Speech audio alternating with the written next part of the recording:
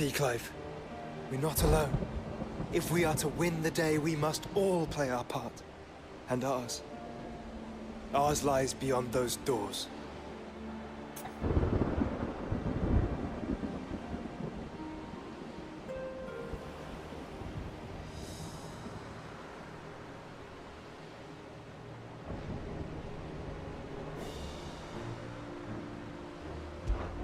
We've fought long and hard for this moment. Sid's dream, our dream, is within our grasp. We need only endure this final trial, and we shall. Together.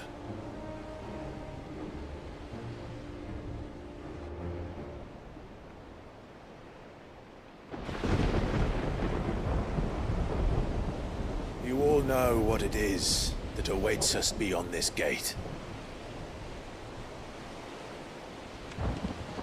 And we shall face it together.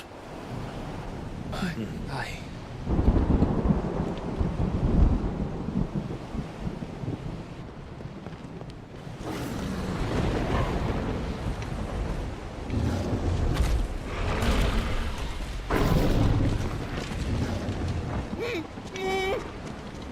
It seems our hosts would rather we remain.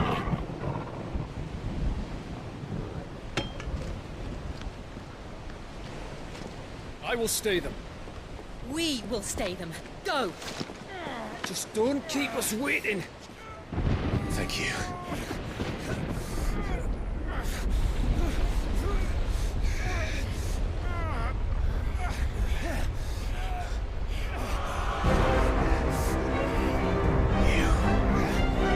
Welcome, sons of fire.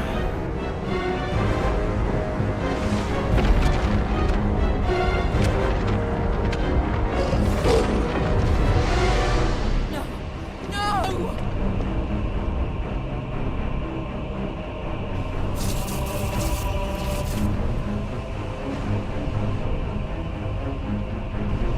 Come back. What?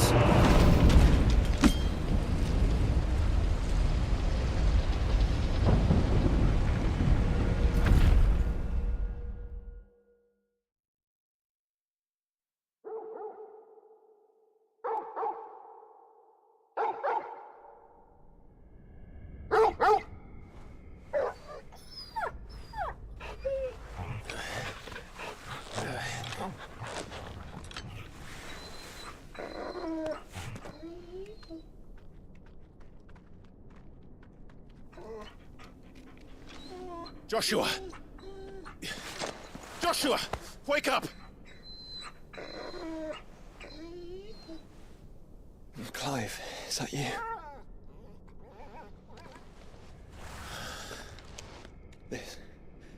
This isn't stone here.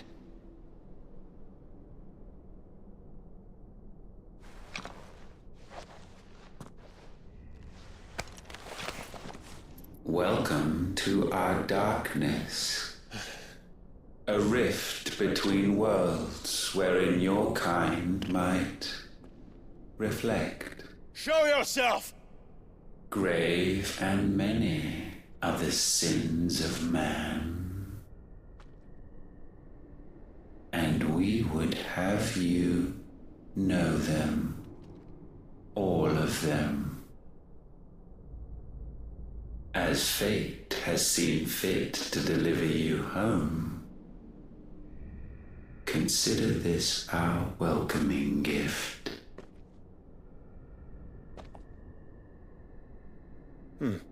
It would seem we are trapped.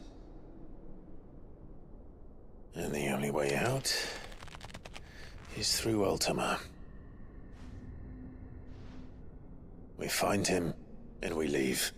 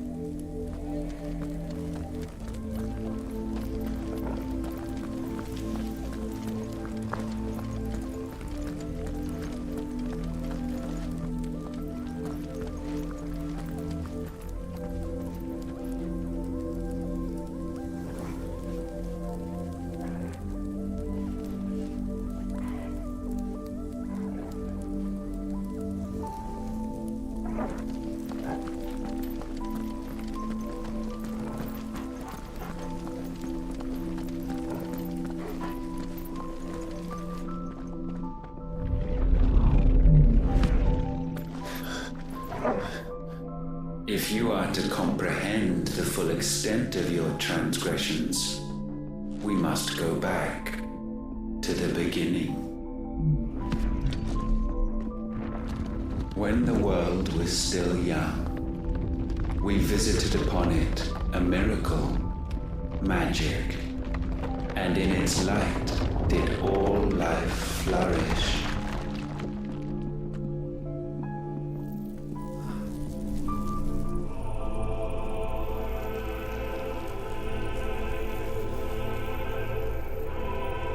Yet the price for this boon would prove heavy.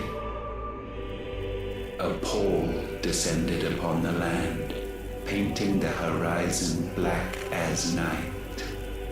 Though we labored to forestall its spread, in this one endeavor we stood powerless. And so we fled, that we might endure, that we might discover a means of salvation.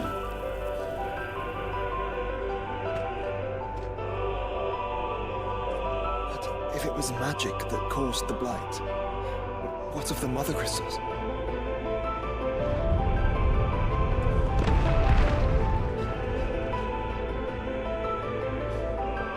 I expect he'll tell us soon enough.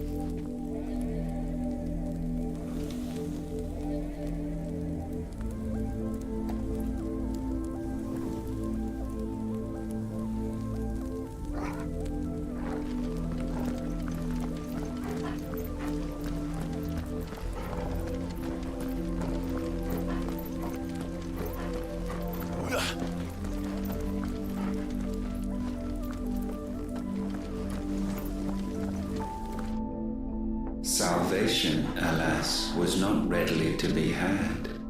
First, we would require a land unvisited by the stain of corruption. An unprecedented journey lay before us, one beyond the limits of our fleshly bodies. And so we cast them off. Thus, stripped to our very spirit, did we find our new paradise. A land as pure as driven snow, Valisthea. There would the true work begin, for the black crept yet behind us. And soon did we arrive at a solution, the illness having spread to every organ. There was but one escape from this fate, to start afresh. With a new world. The one for which Barnabas labored. A paradise free from the blight where his God awaits. And where, if we only forfeit our wills and abandon everything we hold dear, humanity can join him.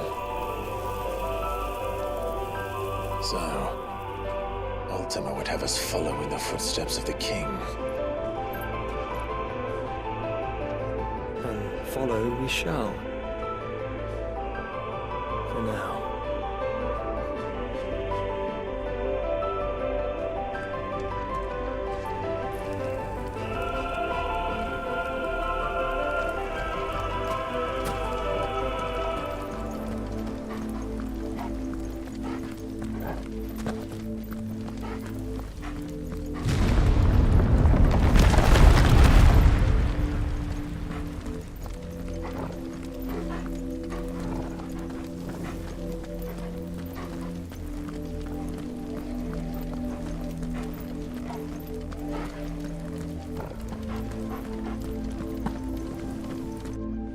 To forge a new world would require not only power, but a constitution strong enough to wield it. Acquiring the first would be simple.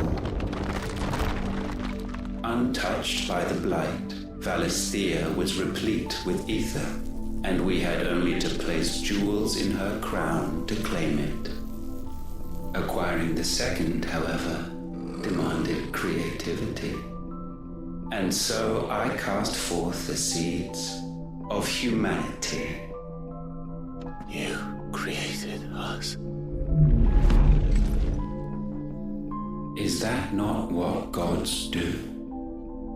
We sowed the seeds for you, Muthos, all that you might one day blossom. And our future thus secured, we thought to slumber, though that would prove a grave mistake. For it was as we slept that man committed his greatest sin. He awoke. Alone in a world bereft of his god's radiance, he stumbled blindly, desperate for guidance. Finding no light, he sought to kindle his own, and from that single errant impulse was his will born. Having discovered himself at last, man turned his eyes inward and found he desired evermore that which only magic might afford. So wars were waged and brothers slain for custody over that dwindling resource, and the land, she wept tears of black.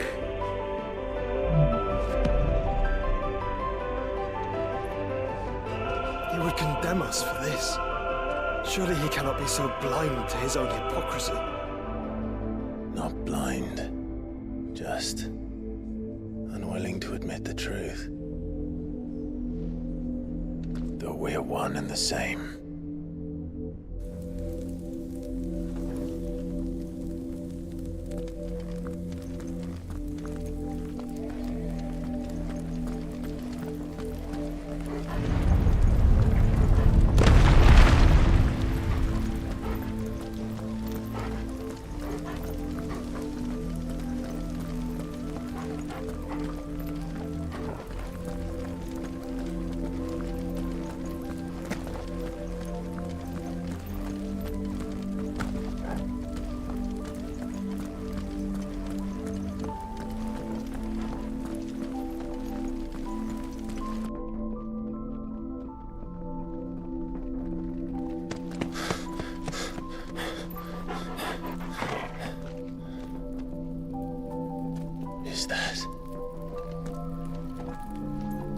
Ifrit, or what's left of him. Long have our ashes lain cold for want of a spark. Cast your eyes upon them and see what you must become.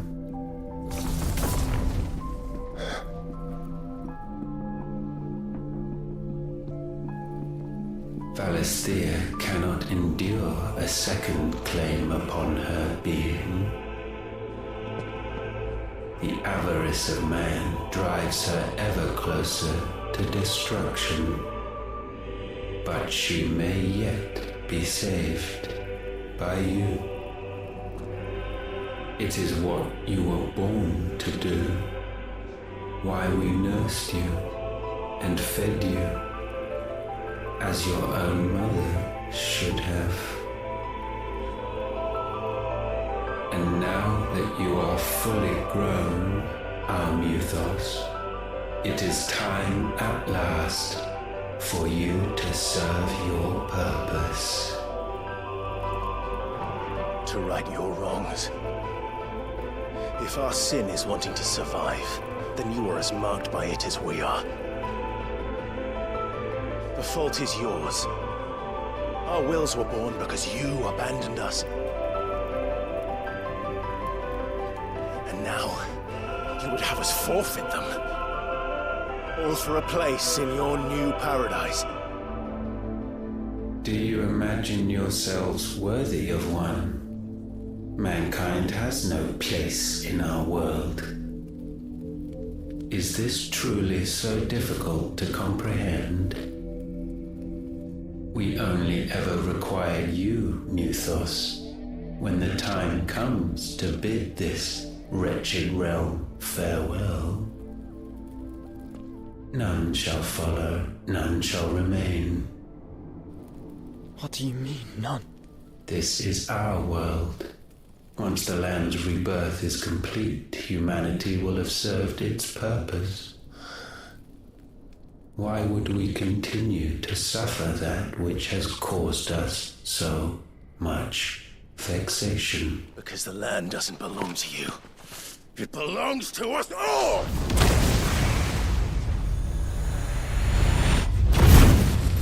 What? That is where you are mistaken. You own nothing but your precious will.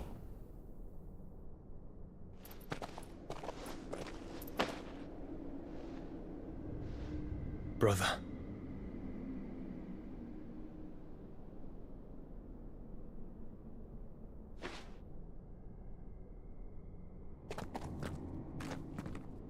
I can't do this alone. And you don't have to. I grow weary of your dissent. Now you must learn that this master will not tolerate disobedience.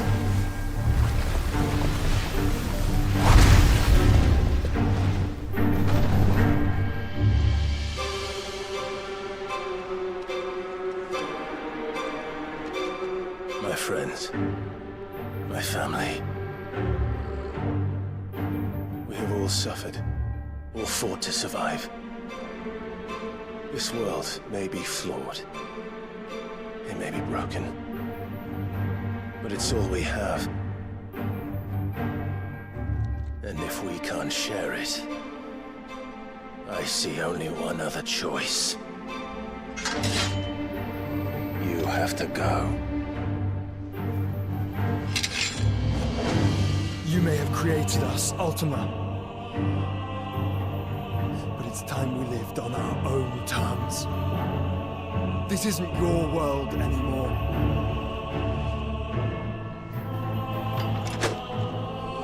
It's ours.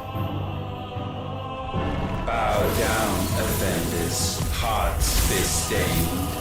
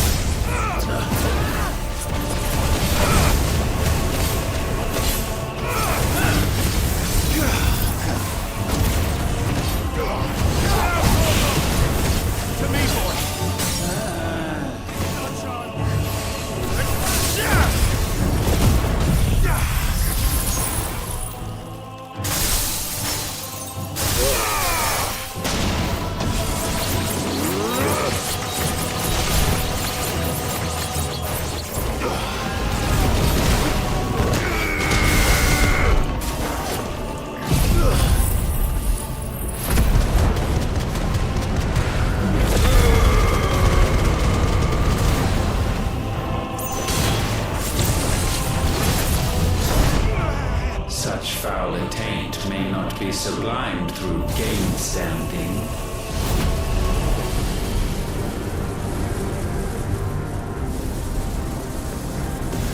Only with heads hung low is penance paid.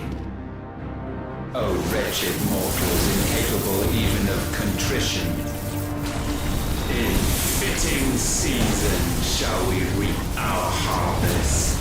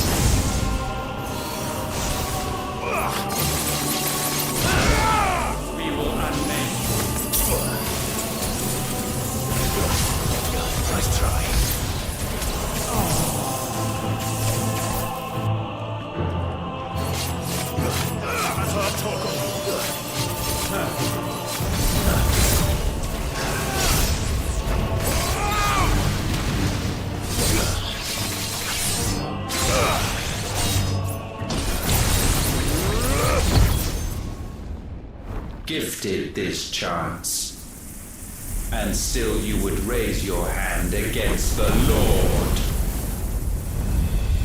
What now? The darkness bends.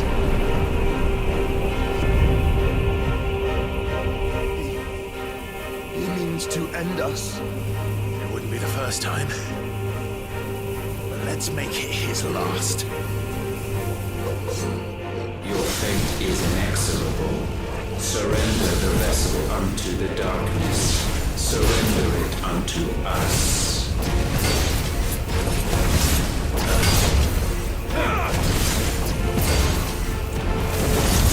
Too slow. Kneel before us.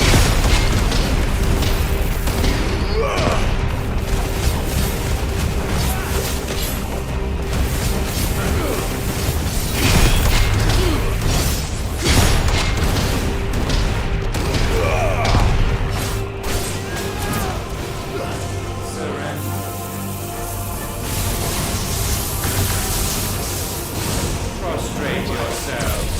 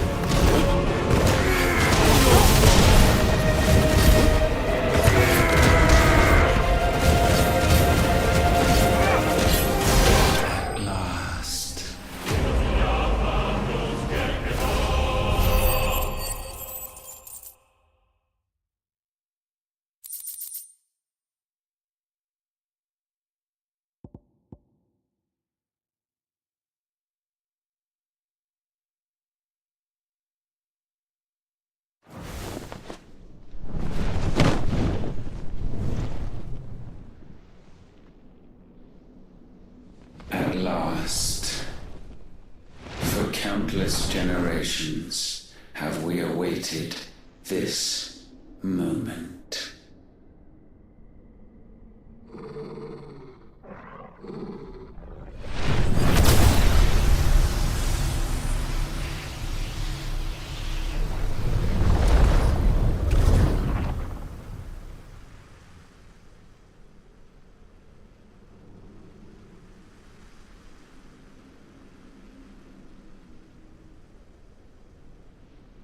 Your struggles have made you strong, yet your soul remains heavy with sin.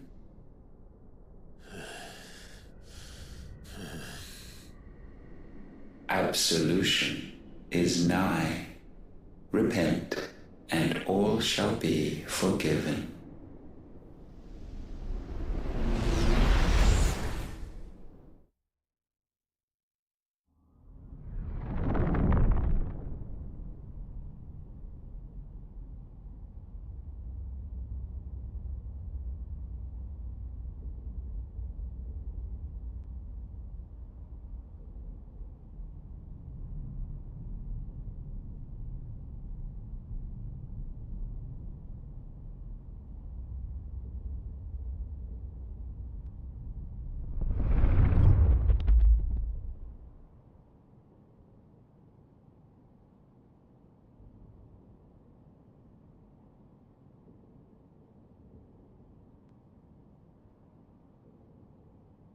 Tell me, Clive, how many lives have you saved since taking my name?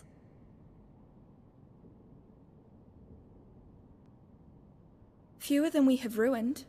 Wherever we go, we leave a sea of tears in our wake. These are the wages of your will, son. What good are our choices when all they ever bring, all they will ever bring, is death? There's no atoning, Clive. No matter how hard you try. So why not leave it all behind? Leave it all behind.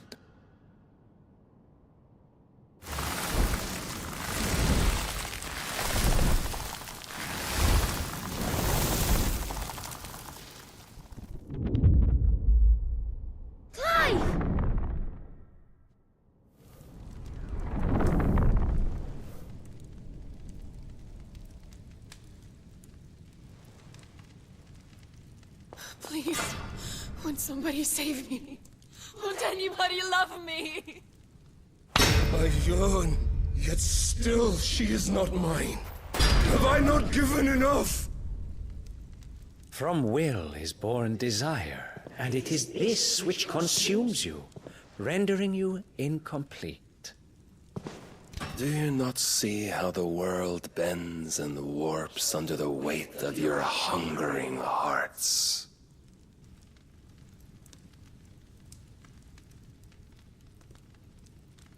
What if it could all just go away?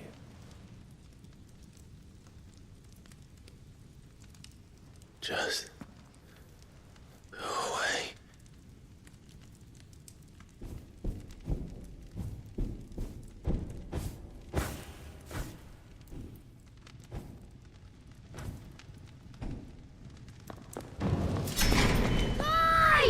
Clive!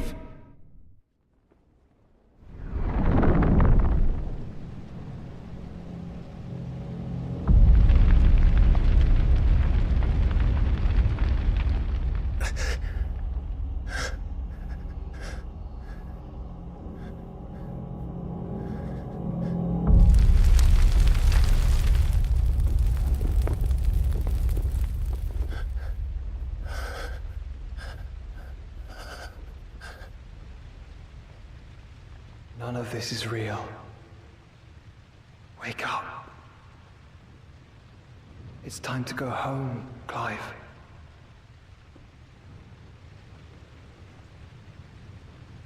Clive. That's right. You're my brother. Brother.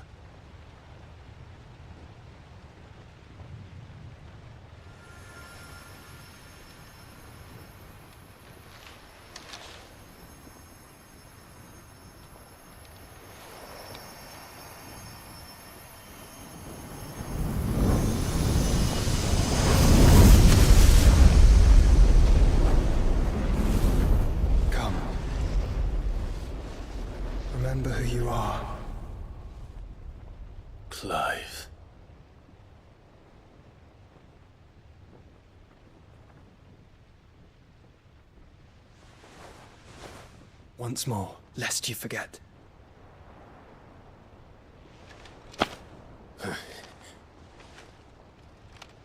My name is Clive.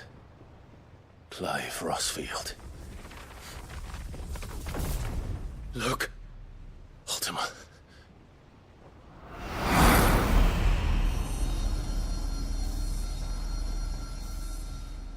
Even here, the light of the vessel's will cannot be quenched.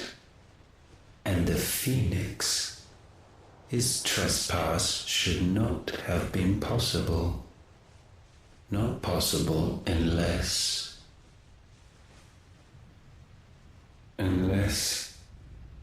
he has been with Mythos all along. The mark of the Phoenix, emblazoned upon his heart, made manifest by the power of will alone. The power of creation. Can it be? Are their wills truly so potent? Are you still talking?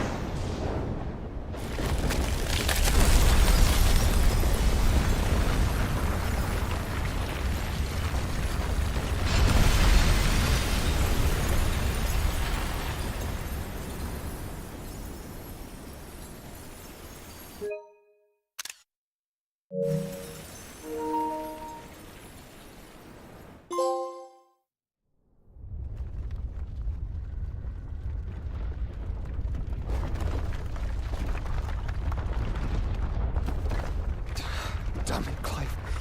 Wake up.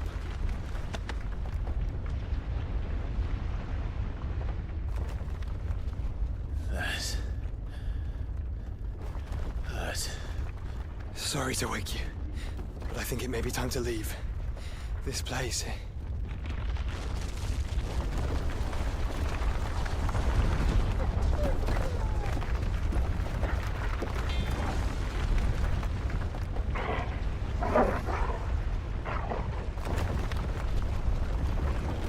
And once again does my creation stray from the path laid before it.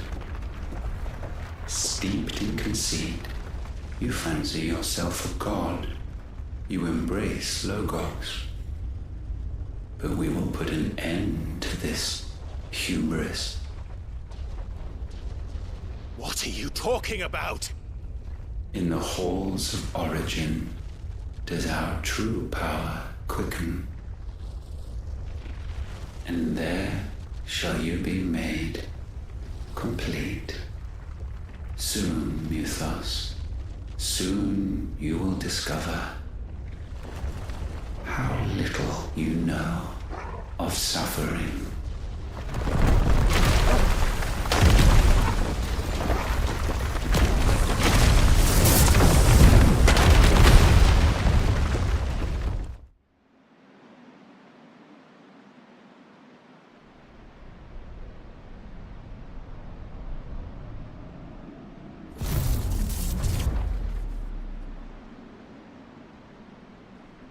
And so the crystals are no more. Yet in their silence, a new song rings. its chorus building, a crescendo as it enters its final movement, stirring those long aslumber to waking, and back to their origin.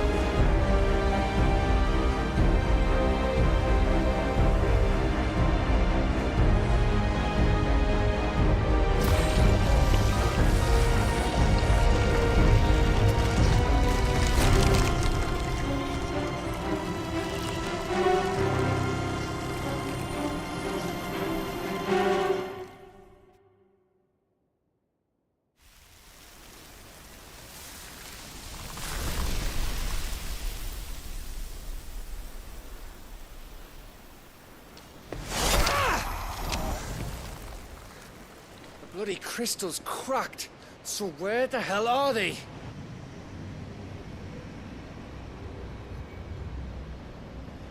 Oh, fuck me.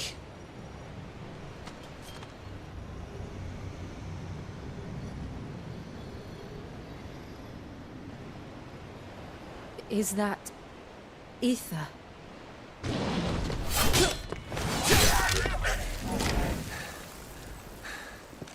What in good Grieger's name is going on? This is wrong.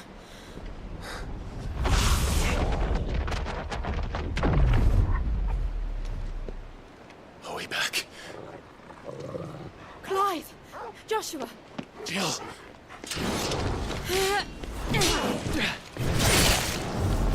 Is everyone all right? We're fine. What happened? Too much to explain here. Mate! We're leaving! Now! Everyone, fall back to the ship!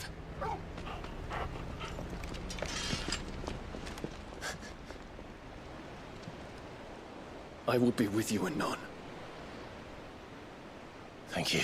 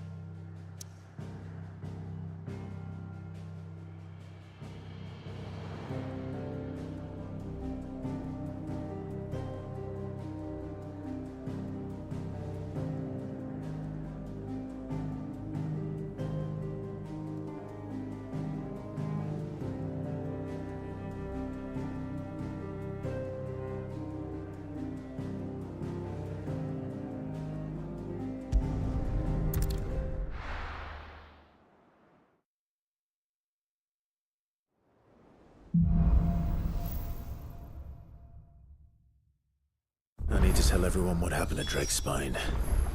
And I'm going to need Otto's help.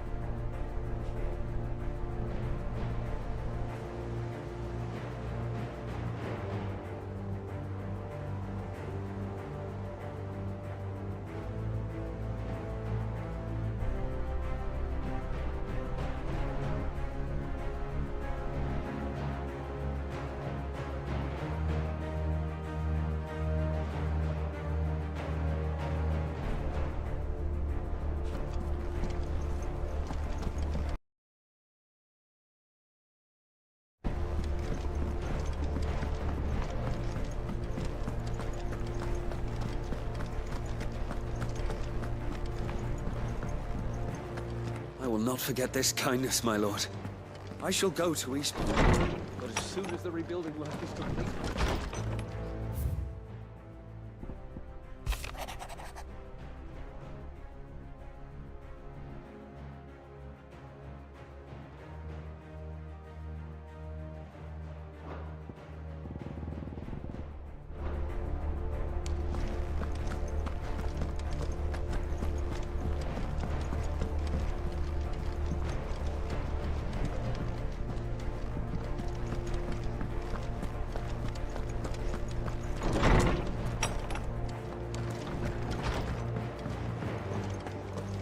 First the skies. Yep. So, what'll it be?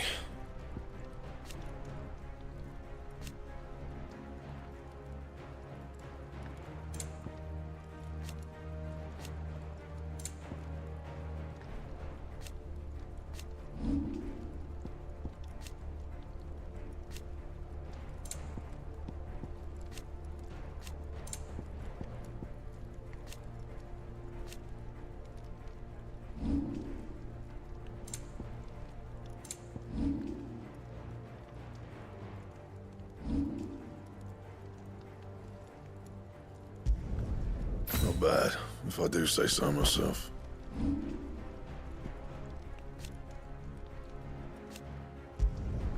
You can thank me later.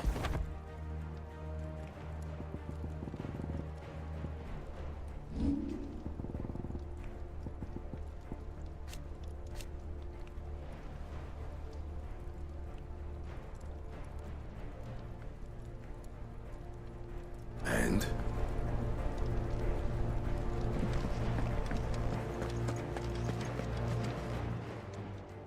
Still alive, are ya?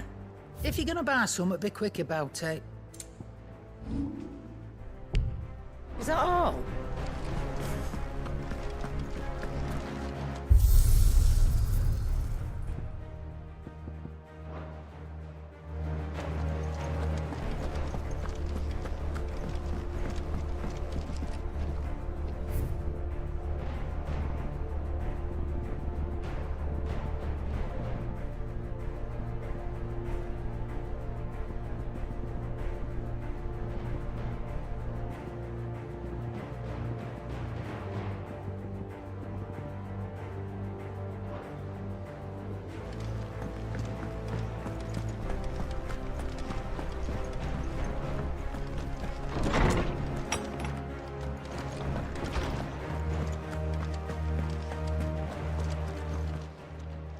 I was wondering when next you'd visit. I have a few new notes that might interest you.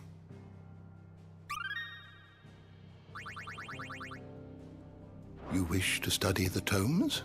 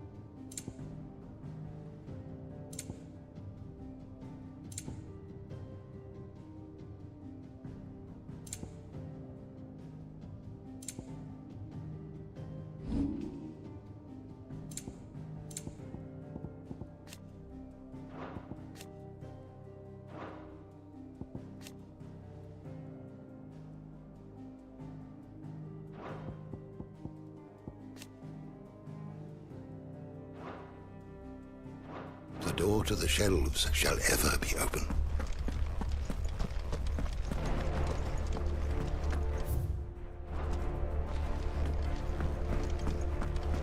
Tom said you destroyed all the mother crystals. No, he didn't. There's still the black one up in... Sid, did you know that chocobos are far more resilient to the effects of ether?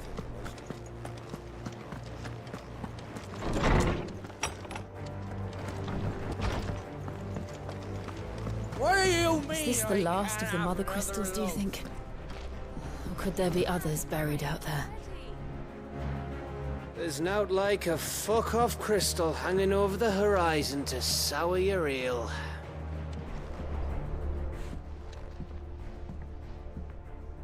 Sid! Look what the curse breakers brought back from Dalmekia. Said they were all the rage in Dalamil. Looks sort of funny if you ask me. I'll be damned. Have you had one before? Something smells good. What are we having? Bombs! And they are good. You should try one.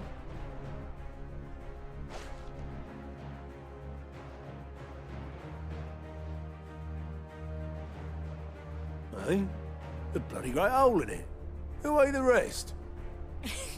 It's supposed to be hollow, silly. Haven't you ever seen Drake's Fang?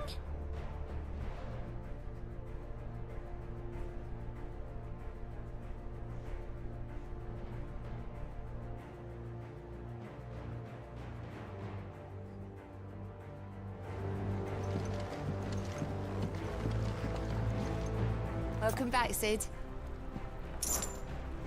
That's what we like. Knock 'em back, everyone!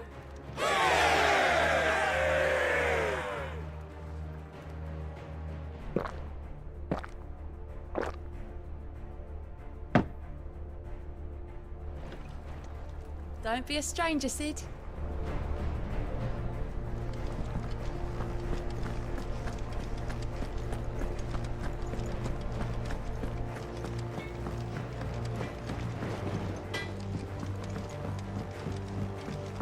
I did it, Sid. I made friends with all the animals in the hideaway. But you know what I'd really like? My own goblin. Or maybe a Morble or a bomb. Only if it was a big one. That or a bandercurl, but not a cactuar. They're too prickly. I did it, Sid. I made friends with all the animals. Say what you will.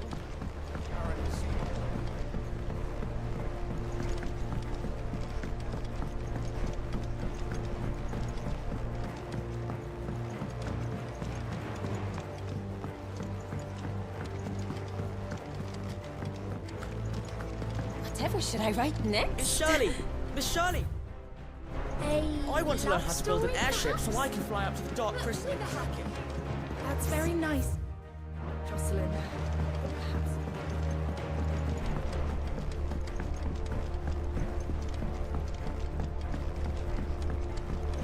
Clive, if you need the Enterprise, just say the word. As long as the word isn't fly. Just can't do that. Yet. That crystal certainly don't bode well. But just think of all the secrets it must hold.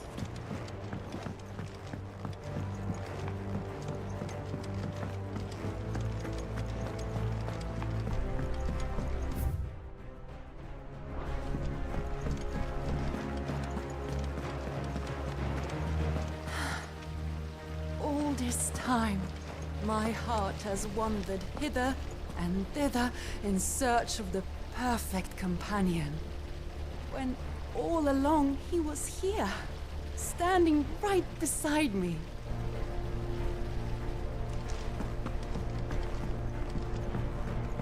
It couldn't have been easy for her making the journey from Ash.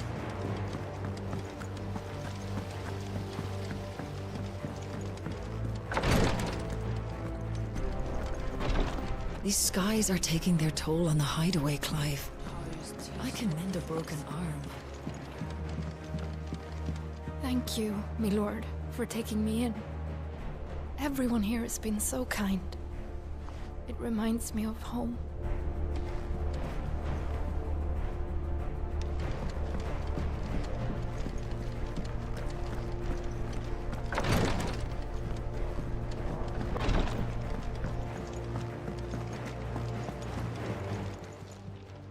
Clive! You watch yourself out there, all right?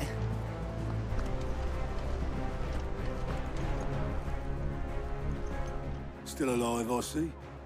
Something tells me that eyesore on the horizon is your doing.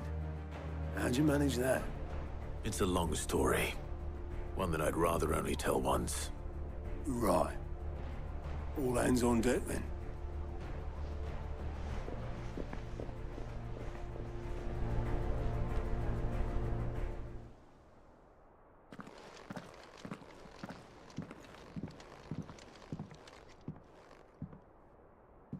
Is this everyone?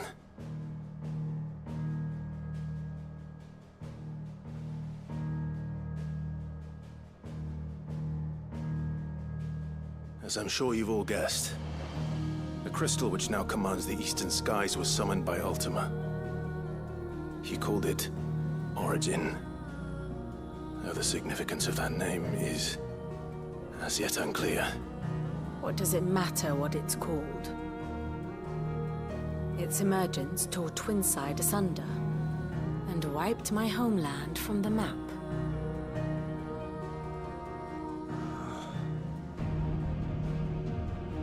Mention of the Dominion spires can be found in the oldest of Valisthian records. But to the best of my knowledge, none provide any hint as to their true nature. That they would prove the horns of some slumbering demon. Well... The Dominion's demise was at least quick. Elsewhere, the Republican army cannot hope to contain the chaos engulfing Randalar. Canva is in flames, and the Empire. Our allies are crying out for answers. I've sent the Cursebreakers to give them what assurances we can, but right now that amounts to fuck all. They wouldn't be able to stop what the skies have started in any case. People here and across the realm grow sicker with every passing day.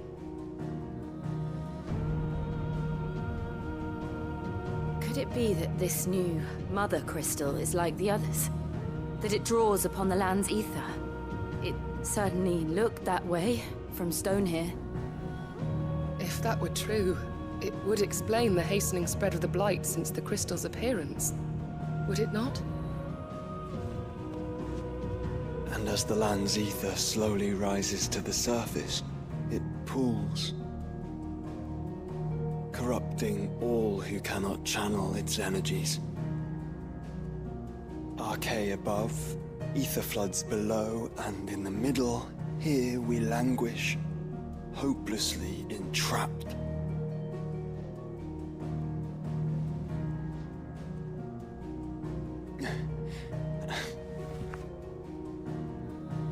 It's all right.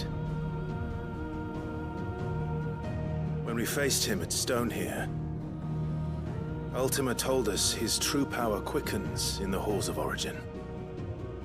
Needless to say, we cannot allow that to continue. If we are to stop him, we will have to find a way into the crystal. How are we going to manage that then? It's up in the sky. And fast as she is, the Enterprise can't fly.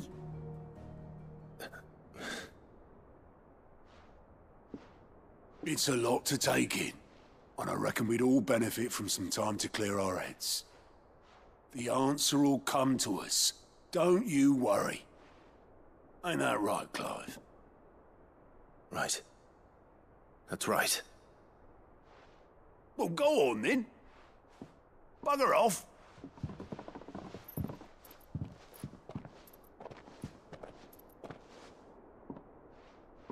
Same goes for you, Clive. You won't solve anything like this. Trust me. Go and get some fresh air, eh? Thank you.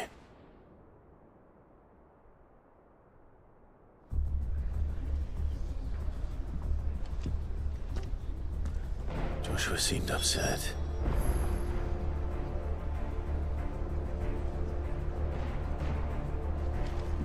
Unless you've taught our chocobos how to fly, I won't be scouting this. Always one more job to do, isn't there, Clive?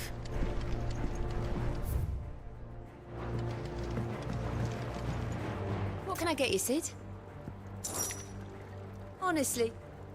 Do you hear that, ladies and gents?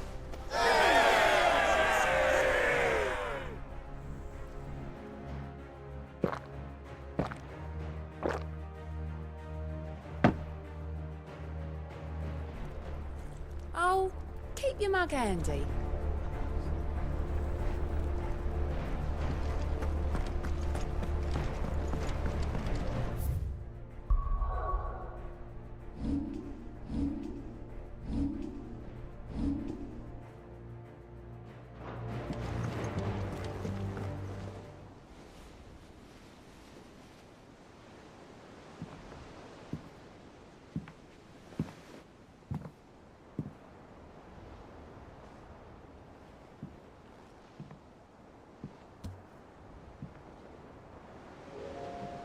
Ultima may have created us, but he doesn't make us who we are.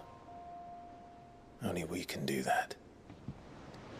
And if he would have us fight for our survival, so be it. It's what we've been doing all along.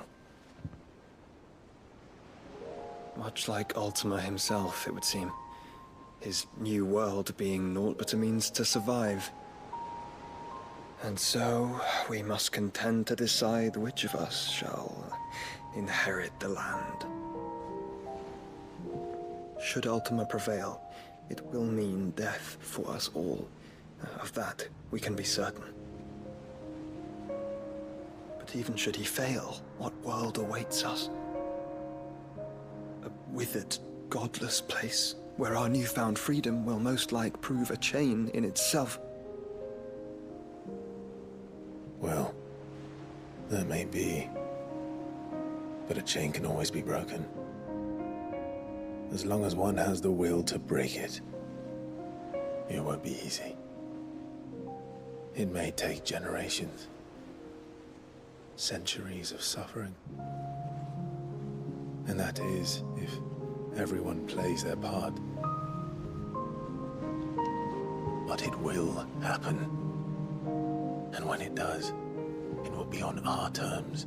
That is the world that awaits us. Indeed. And what better world could one wish for?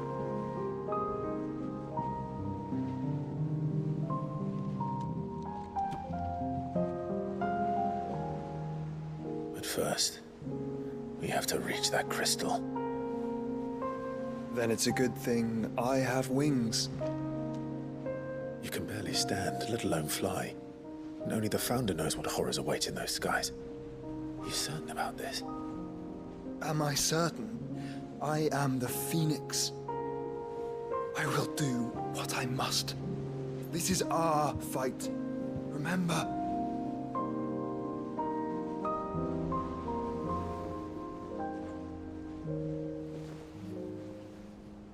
All right. I yield. But only what you must, yes? I'm still your sworn shield. That you are. And what of my wings?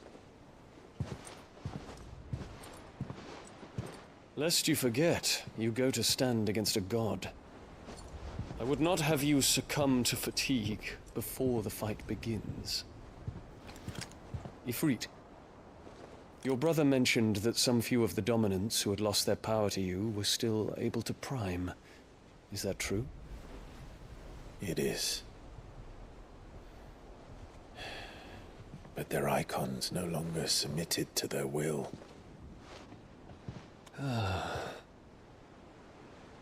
Then mine will have to be stronger. That you both might save your strength for the battle to come. You don't have to do this. If you do, there's a chance you might lose all you have left. And what have I but regret? My life ended in the Dominion. I fear death no more. Besides, I would have words with Ultima. He has much to answer for.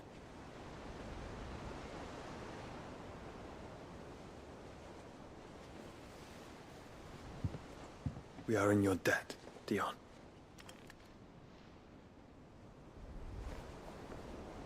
We can speak of debts when this is over.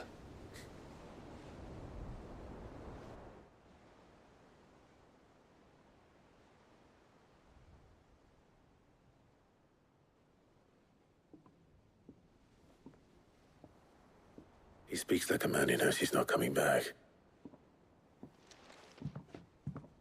And has come to terms with that. That doesn't mean that we have to, does it, Clive? Time to talk to Jill. I only hope she understands. Take as much time as you need, brother. Something tells me Ultima will wait.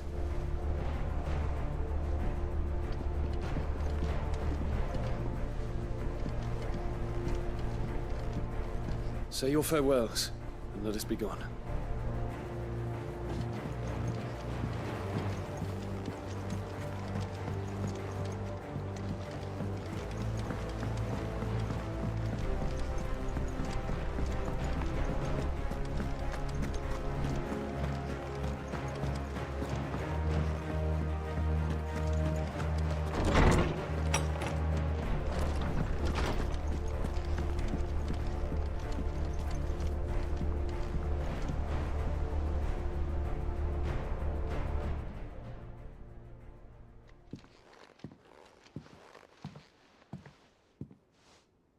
Come to wish on a star.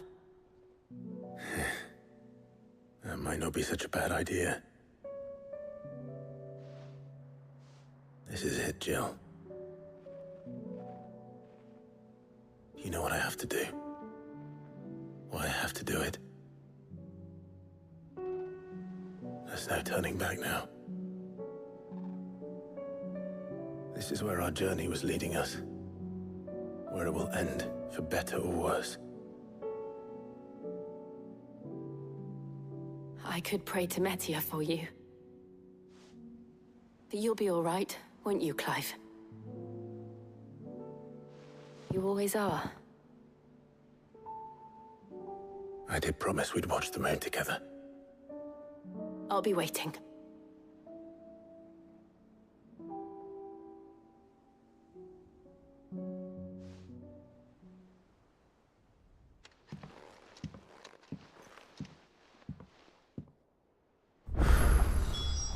It's almost time. Better make sure I haven't forgotten anything.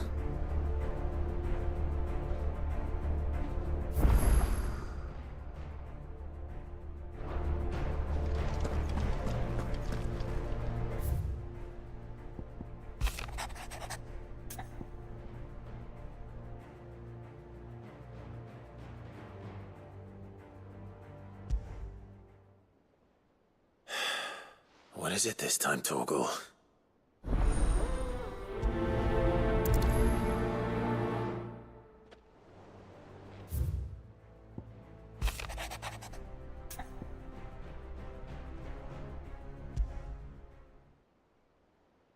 Something tells me this is no mere adventure story.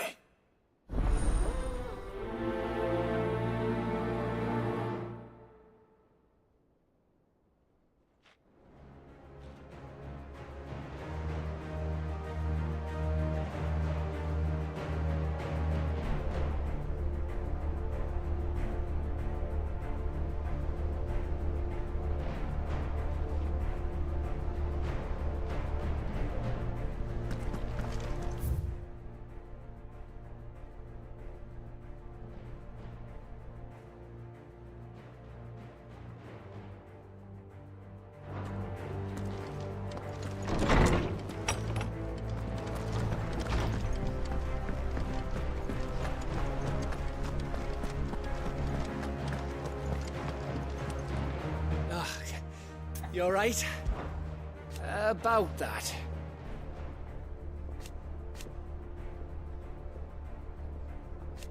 Oi!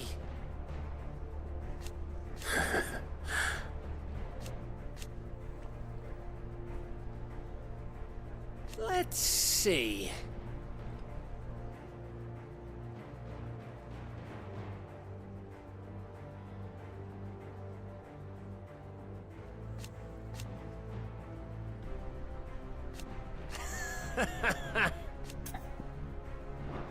You off then?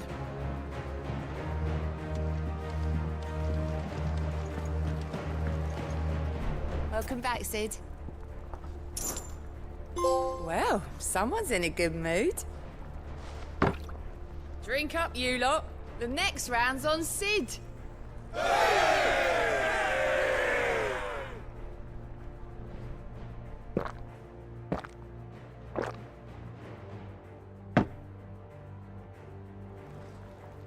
Don't be a stranger, Sid.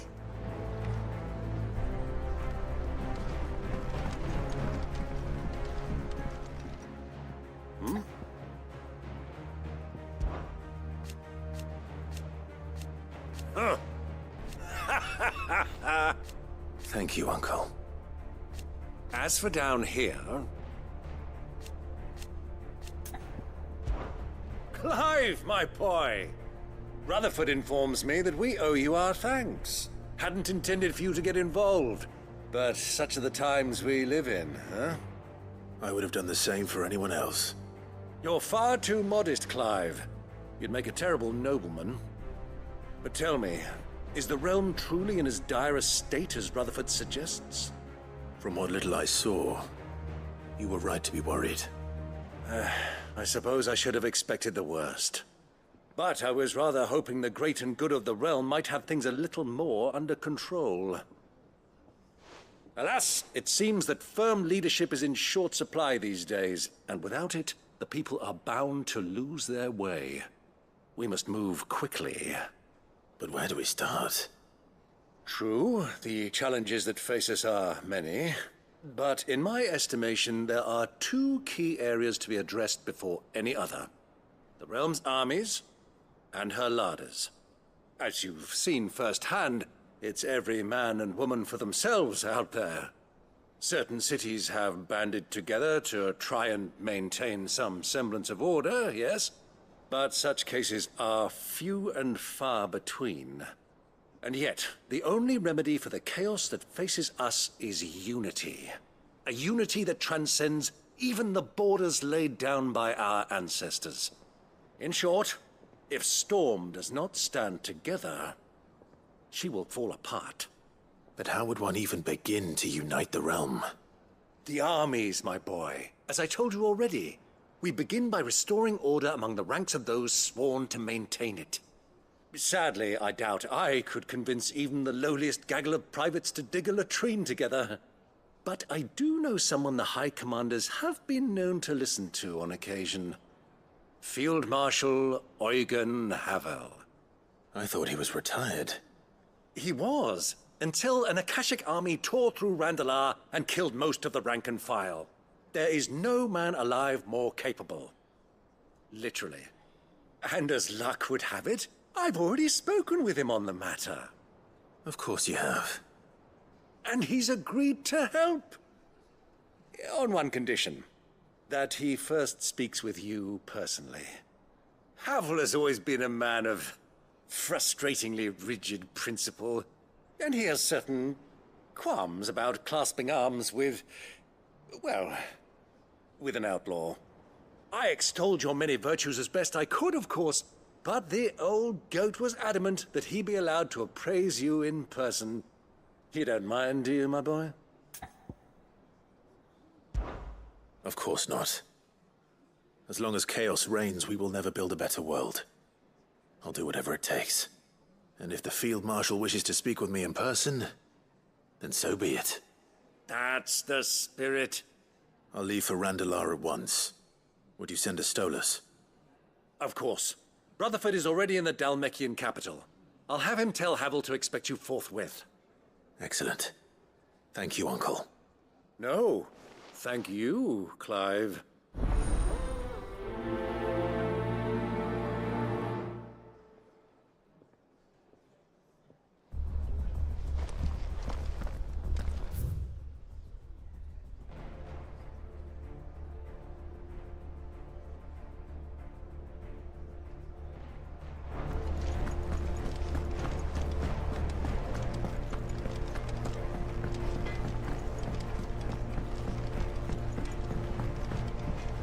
Is there out you need? It's hardly everything. And I will! I promise! You can count on me. You take care now. Say what you will. Lady Karen's...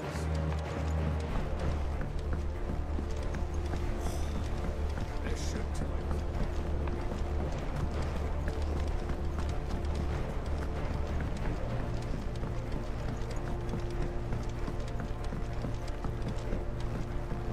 A few more of these, and the Deadlands will seem less dead. These flowers are beautiful. Pity we have to boil them all down to make medicine. Well, son, I'll see that you're properly watered and manured, Martel. For as long as I'm able. He's found a way. A few more of these, and the Deadlands will seem less dead. You needn't worry about the backyard, Cid. We're here, so you don't have to be.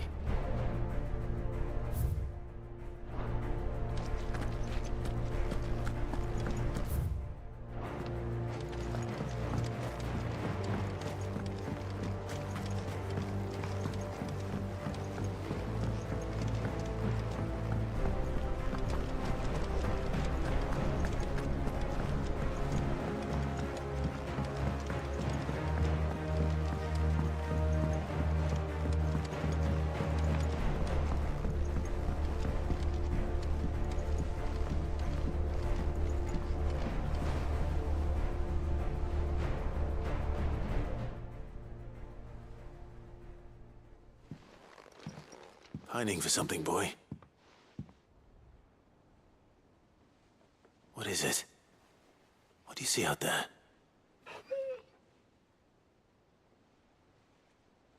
I never did ask where you got that anklet of yours. From Cid, that's why. On the day he brought him home. That long ago? And you're only thinking to ask this now? Cid saw that the pup had a habit of gnawing on his leg, since you ask. Clap that there iron on him to keep him from doing it. What was wrong, boy? I'll take like as not. Must have been hard on the poor whelp losing his loving masters at such a young age. Doubly hard in being a frost wolf, torn away from his icons and all. Cid would always tell him, you want that iron gone, you find what it is you're looking for. I reckon what he were looking for was you. I'm sorry, Torgal. Sorry for making you wait so long. Let's get that thing off you.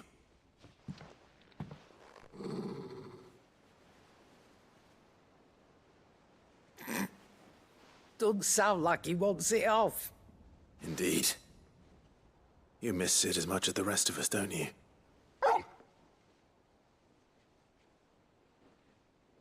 You want me to go with you somewhere?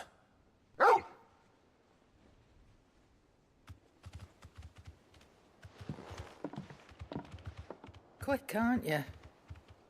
Glad you've been paying attention. Not nearly as much as you have, Lady Karen. Aye, good thing and all. It's not like Gav would have kept him in nuts and rubbed his belly these past 10 summers. Your kindness is appreciated. You've been a good friend to him. Only because he doesn't talk back like the rest of you. Go on now.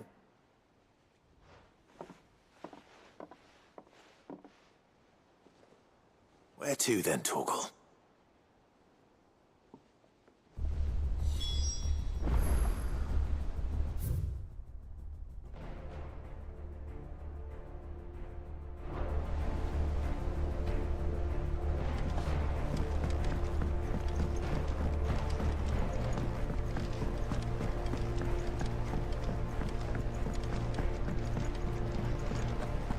Miss Shirley says your books might... When you return, would you mind teaching the children another lesson?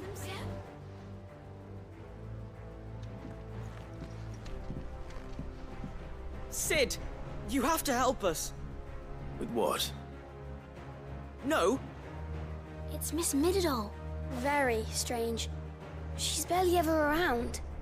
When she is, she acts like we aren't even there. In the clouds. That's what I said. Well, she does have a lot on her mind. Not long ago. Then it's probably just about the Enterprise. You didn't break it, did you, Sid? Oh, don't listen to her. But who's gonna put Miss Midadol back? Why don't I go and see if I can cheer her up? You do that? For us? She's in her dungeon. Don't scare him. Thanks for the warning.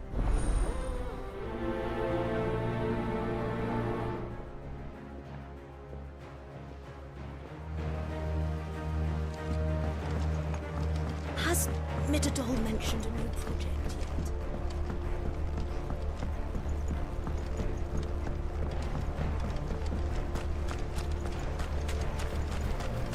One moment you think you've freed the realm from her fate. The next, a darker one rears up to replace it. What awaits us when we finally attain release? True freedom?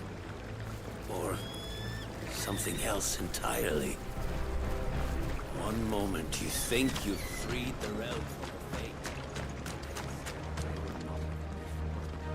Sid, may I have a moment? Of course. It is an honor to find... My name is Herman. I've been with the Cursebreakers for some time now, and I wish to be deployed to Ash. Any assignment will do. No. The lands across the Narrow are too dangerous. I will not send good men and women to risk their lives needlessly. Why would you want to go back? I need to retrieve something. Something important. I was raised in an orphanage. The Badbach Conservatory. Or rather, I was held captive there. It was not a place of nurture. It existed solely to turn bearer children into mindless weapons. We were tortured until we feared no pain. Tormented until our hearts turned to stone. And few ever survived long enough to become tools of the last king. I can't imagine. I lost so many. I can't even remember all their names. But they must be remembered. They cannot fade away, faceless and forgotten. The Institute was run with military precision. Every child measured, every name recorded, every death logged with meticulous care. Sid, allow me to travel to Ash and recover the registry so that my brothers and sisters might live on. You were a good friend, Herman. But the fact remains that Ash is simply too dangerous. Sid, please. Even should it cost me my life. Too dangerous for you, Herman. But not for me. I'll go to Badbach and find the registry. You will? I won't let you risk your life. I don't know how to thank you. You can start by telling me where I'll find this orphanage. Vida Grace. Hidden in a forest, overlooking the plains. All right. I'll see what I can find there. May the mothers guide you.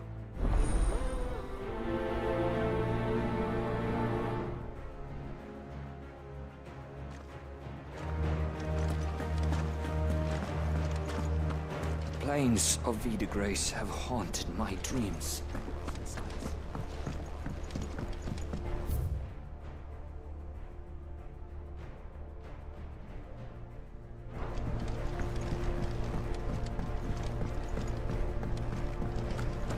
Has Midadol mentioned a new project yet? Not exactly. She seems preoccupied.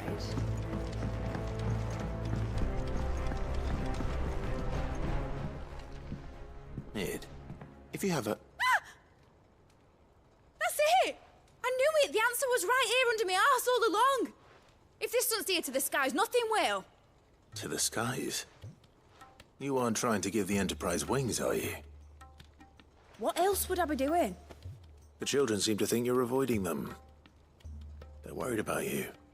Is this really so important that you need to shut yourself away from everyone? The Enterprise is already the fastest ship in the realm, and that's with the sea beneath her. But what if she weren't bound to the waves? What if she weren't bound to anything at all? It's not fair. The gods get the skies all to themselves, so I'm gonna do something about it. The Fallen had their chance, but they relied too much on magic. And see where that got them? But not me. I've discovered how to do it without. Well, almost. First, I need to make a prototype. And is that a one-woman job? Are you volunteering? I'll have you know the Enterprise is my baby. But if a godfather's offering to lend a hand, I'd be happy to take it. First, I'll need oil, and not just some old drippings from Miss Molly's spits in the Tub and Crown. Refined stuff, like they make in Ordil. Then I'll need some bone, or shell. Light, strong, preferably no longer attached to the beast it belongs to. If it's beast bones you're after, I'm sure the Cursebreakers will know where you might find some. No, they'll know where you might find some. You're the one who offered to help, remember? I should speak with one of the Cursebreakers before I set off for Old Hill. See if I can't find this bone while I'm there as well. They make an oil down at the docks in Aldale that's as slippery as the sea nasties they render it from.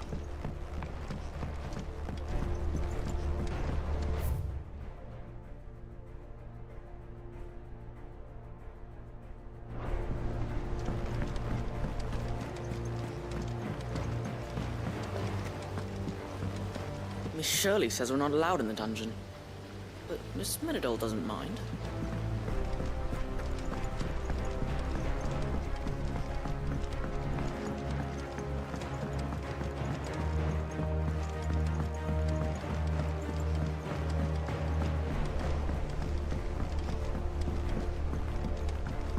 Say what you will, Lady Karen has seen our shield.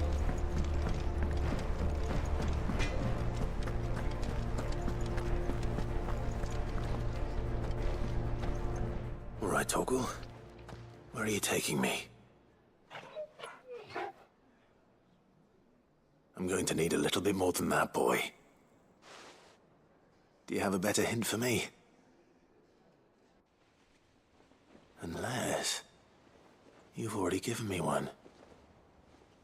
Back on the rear deck, you were looking west, toward Rosaria.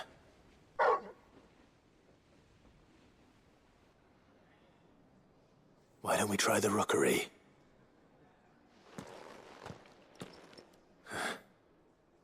I haven't been to the island in almost 20 years. To Port Isolde, then. Fingers crossed the old mooring is still there.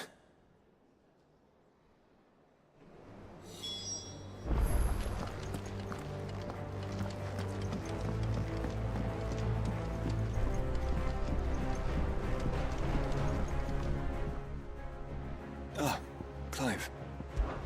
This is it then, brother. Indeed. You're wrong.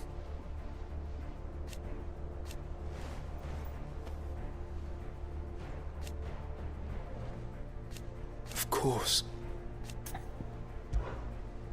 Joshua, what's wrong? And don't say nothing. It's not nothing. I've received word from Cyril. The Undying have found Father's will, or something akin to it. His will? How and where? In the crypt beneath Rosalith Castle. After Kupka was kind enough to drive out the Imperials, the Undying took the opportunity to recover what relics of the Duchy yet remained. And in the process of doing so, they found a letter from Father. I'm surprised anything survived down there. Cyril asked that I join him in Tabor at my convenience. I have been meaning to go, but would you join me? Of course. I want to know what's in that letter as much as you do. Very well. I am ready to leave when you are.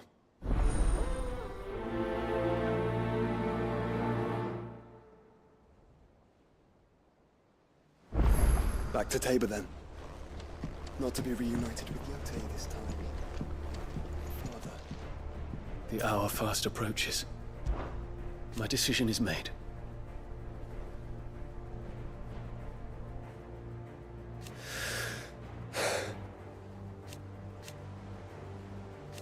You said it yourself.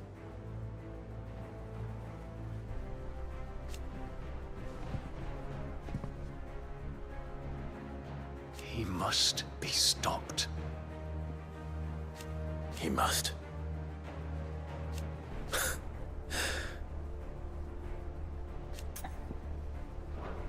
Make ready.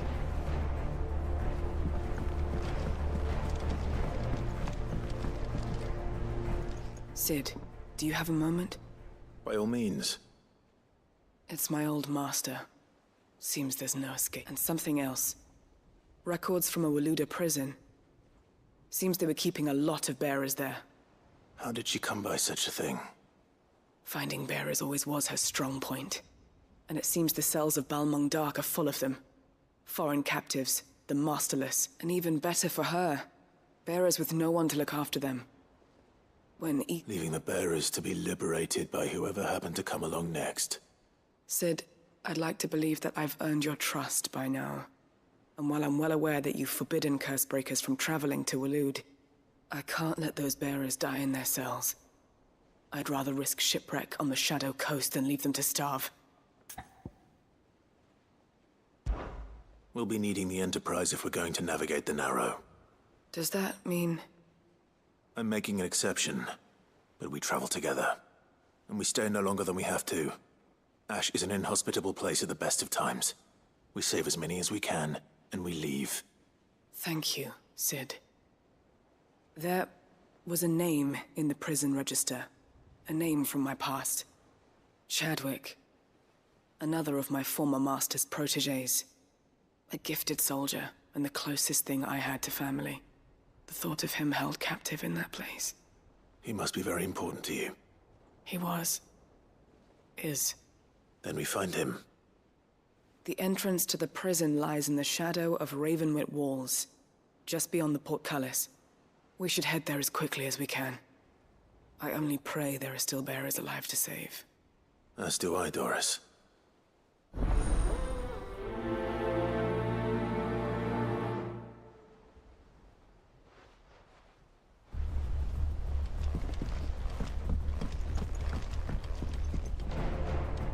Sid, I was wondering if you could help me. It depends what with. A bearer, but recently freed from his... As you know, the work we do is not easy, which is why we test... I don't mind, but why this one? Because he wants to be... Our ranks are filled with men and women capable of breaking chains and putting slavers to the sword. But scouting, we're few with the nose for that, which is why we still rely so heavily on Gav. And since he accompanies you on so many of your missions, I thought you might be better placed to recognize the traits in him that we should look... Sounds reasonable. So you happy to oversee the boys' test, then? One can never have too many scouts. Truer words, Sid. I'll let the initiate know that you'll be attending his trial, and that he is to proceed directly to Northreach in readiness. No time like the present, eh? No time like the present. I'll await you there.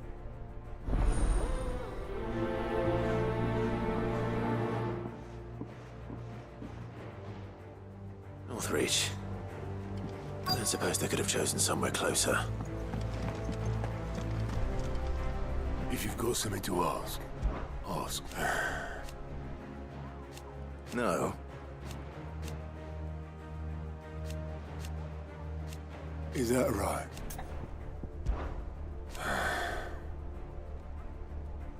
Might be time to take a step back.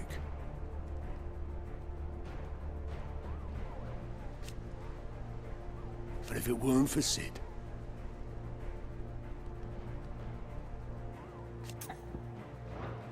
Off you go then.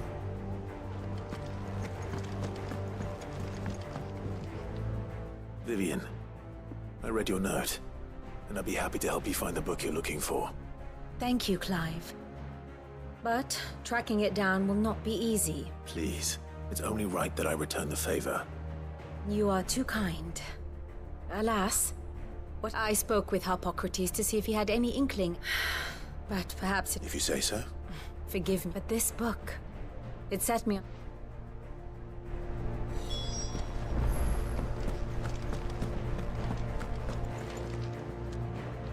All right, Sid.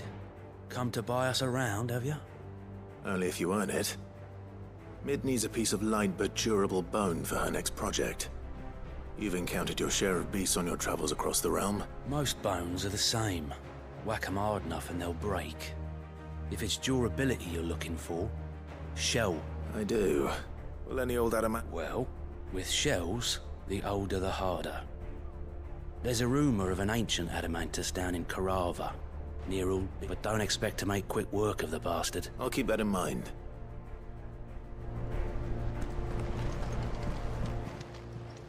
Fancy a look at the list, do you? Anything catch your eye?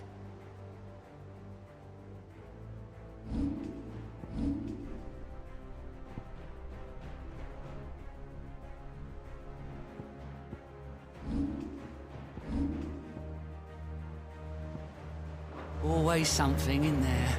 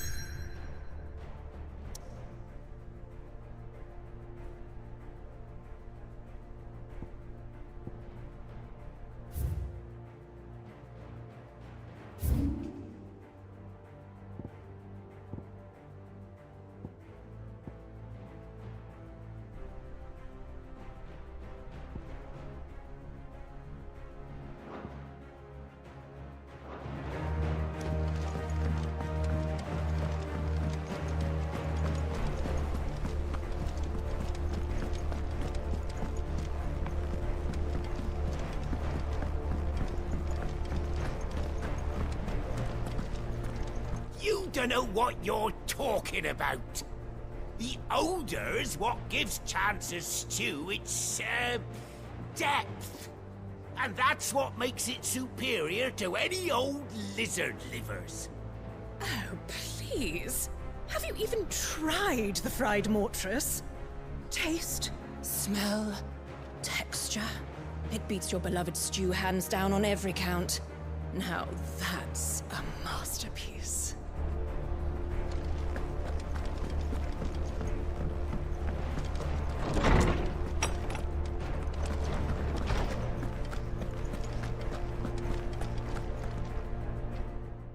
Clive, Harpocrates. I've been charged with locating a book called From a Distance. And you seek a rare gem indeed, one whose name I had not... Right as always.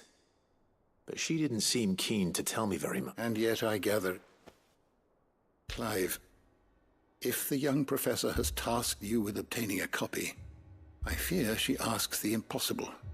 The executors would not allow it. The executors? Coveters of Secrets, a clandestine organization committed to the collection and intenebration of forbidden texts and technologies. One such text being the tome Vivian seeks, chronicling as it does the true history of the enslavement of bearers, a tale which could overturn the established order were it ever to become widely known. Or, so rumor has it. I've never actually read the thing, or even set eyes on it for that matter. How is it that I haven't heard of this organization? Why, secrecy is the Executor's watchword. They lurk in the shadows, emerging only to seize that which must be seized, be it books, inventions, or people, before disappearing again, leaving nary a trace. Which would explain why Vivian's copy was snatched from her grasp not long after she found it. By the hand of the Executors, yes. But what drives them? Self-interest or ideology? Fine question. Sadly, all that is known of the Executors can be recounted in a single breath.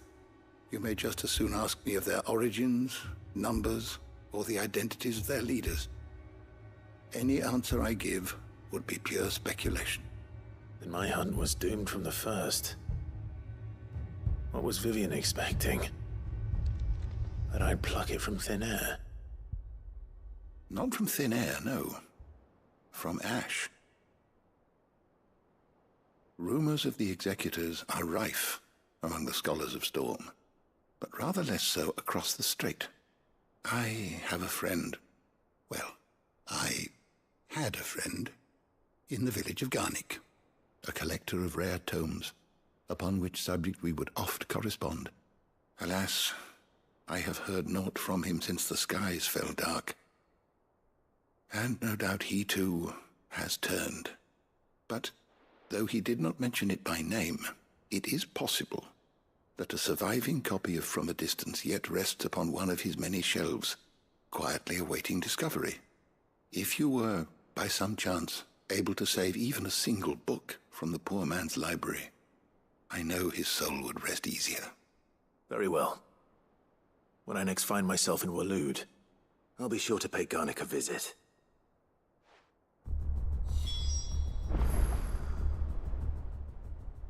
Good morrow to you, my friend. Aye. Indeed.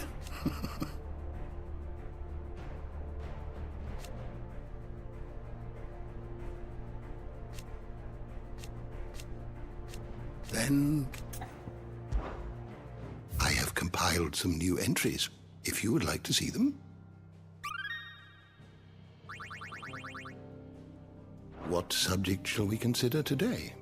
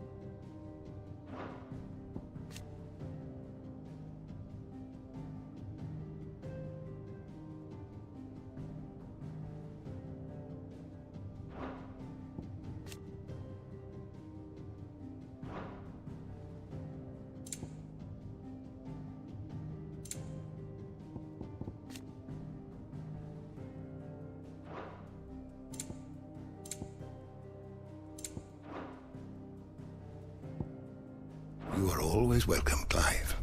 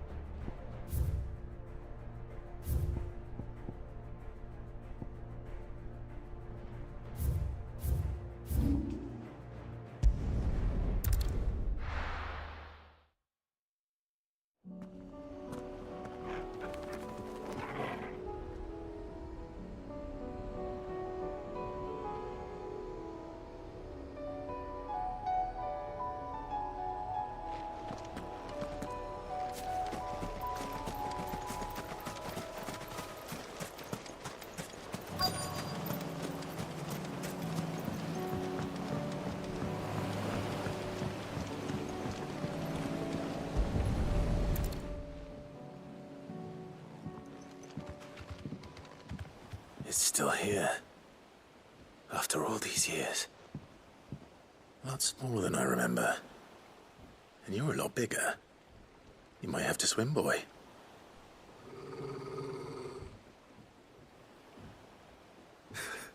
I wasn't being serious.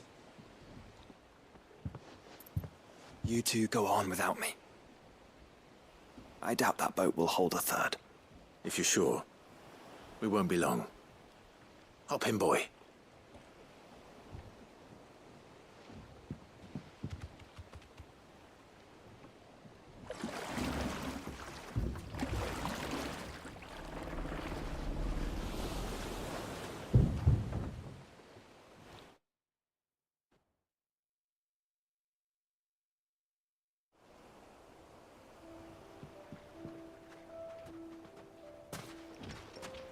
This place hasn't changed at all. The rookery's right through those trees. Come on.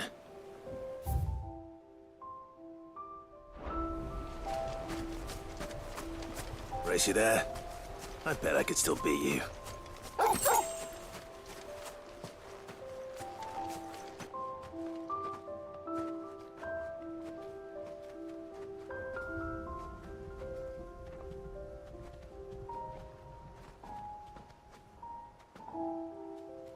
Here we are. This was our hideaway. Wasn't it, Torgal?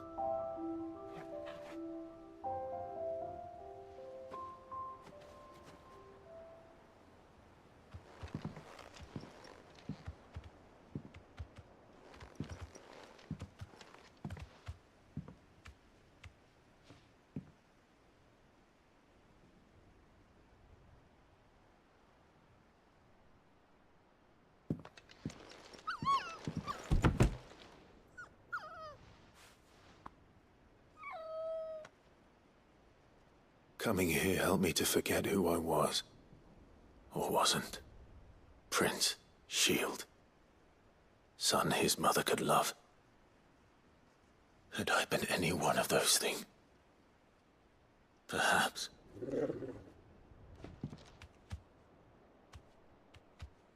What is it, boy?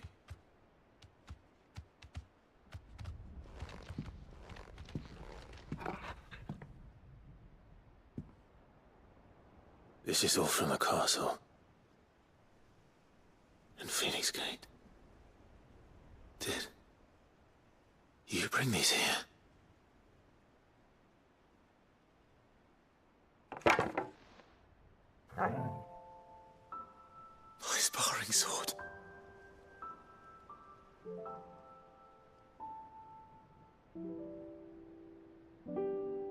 Well, well. You never stopped looking for me, did you, boy?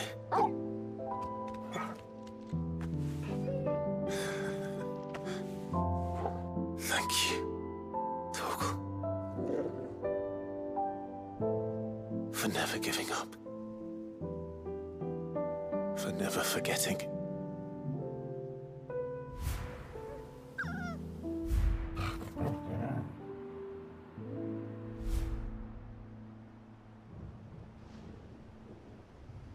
Let's take this with us, shall we? So I don't forget either.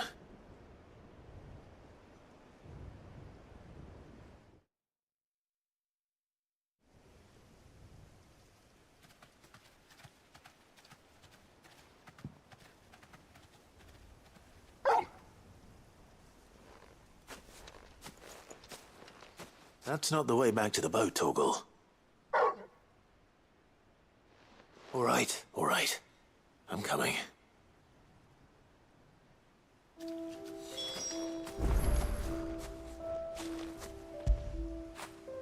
Fetch!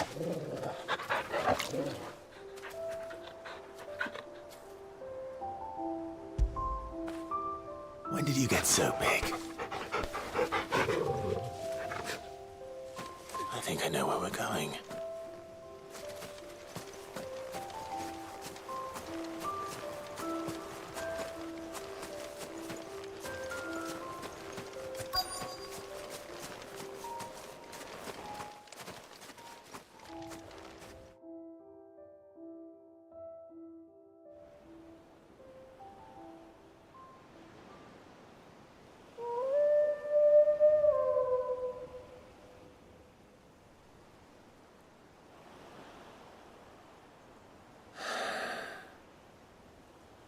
People always talk about the importance of putting the past behind you.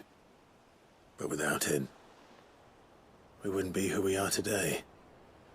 And we certainly couldn't steer our way to a better tomorrow. Come on, Torgal. Let's go home.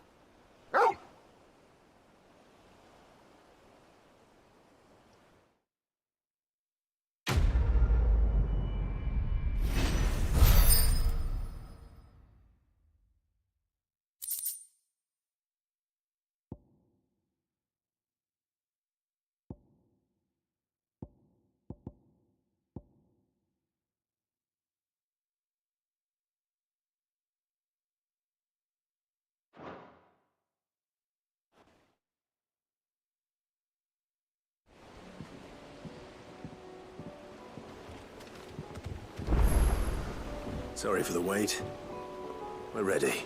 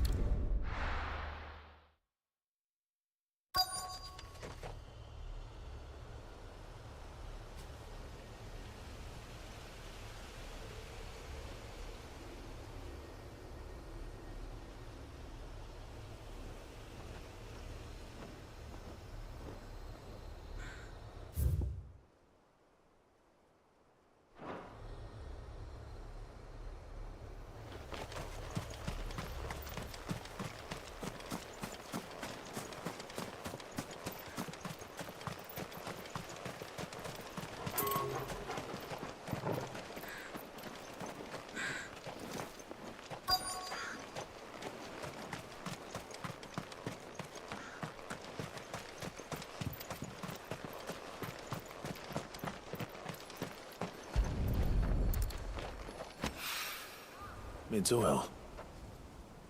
After what happened here, it's a miracle there was any left at all.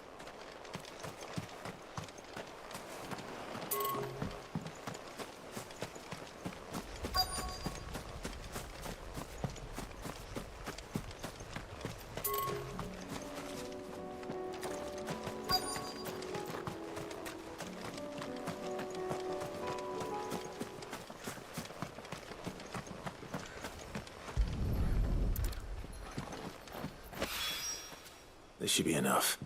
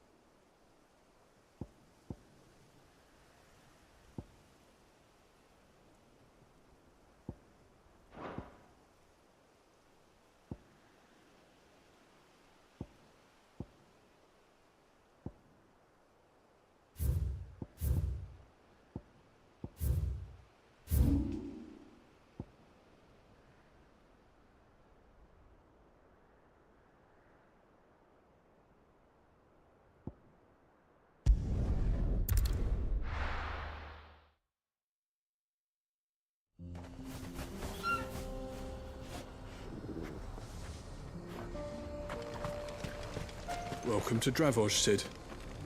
Our gate's always open for you and yours.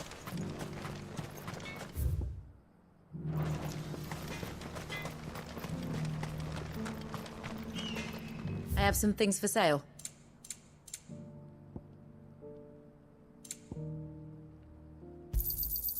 Certainly.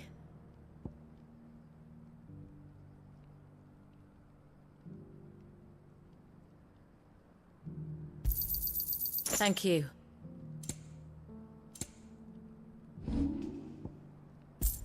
May we meet again? What do you think? I made myself a pair of bellows, just like Blackthorn showed us. Give him my thanks, will you? These things have stoked a fire under our asses just when our spark was about to go out.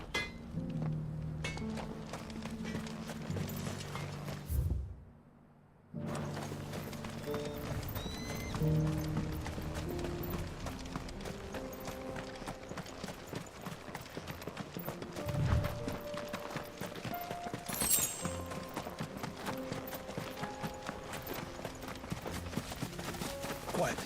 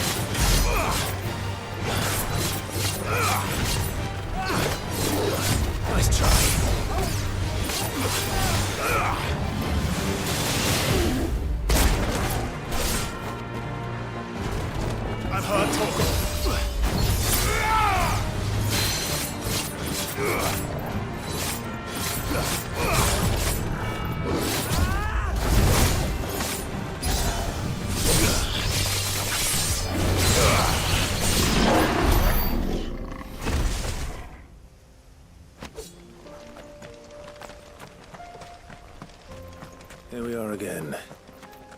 Carava. If you were a tortoise, Torgor, where would you hide?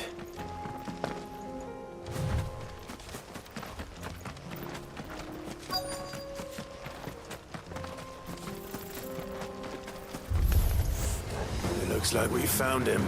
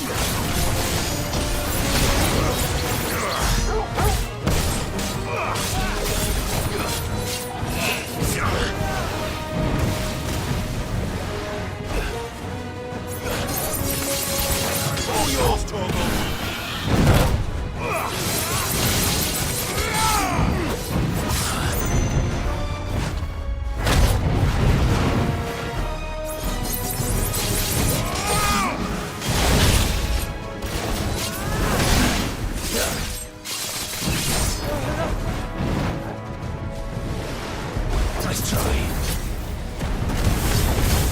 It's over.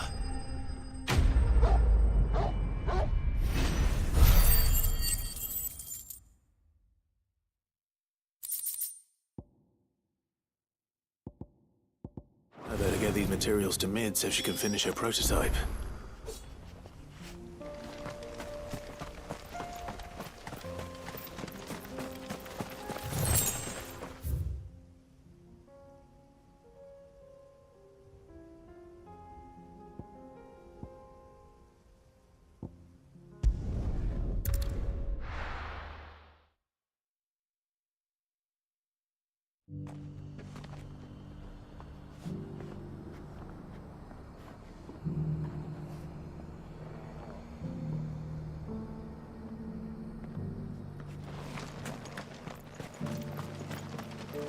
Are you buying or selling?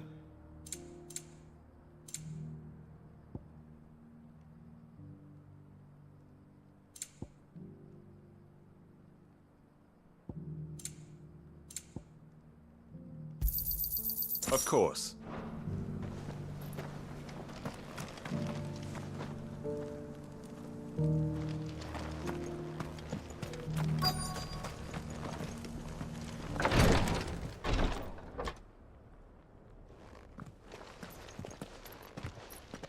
Your Grace, my lord, I trust your journey was not overly onerous. Cyril, you found a letter from Father? Yes, I have it here.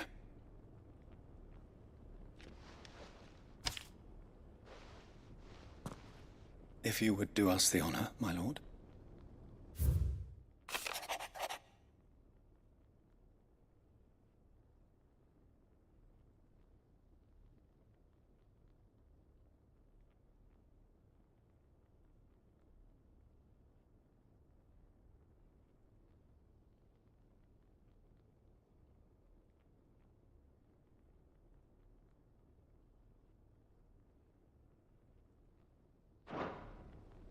An inheritance.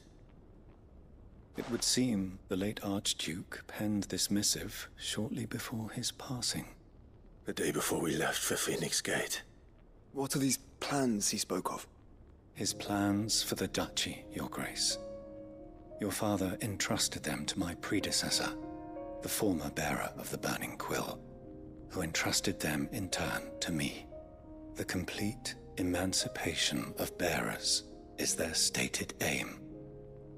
But your father's dream did not end there. His Grace also spoke of building hospices to care for those stricken by the curse, and the founding of a new university to further the development of non-magical technologies. With the blight spreading ever more widely across the twins, Archduke Elwyn saw this as the only means of securing Rosaria's survival. He wished to see men and bearers treated as equals. To see centuries of common wisdom overturned. Small wonder he did not think it achievable within his lifetime. But he thought it achievable nonetheless. Had he not, he would never have written this message.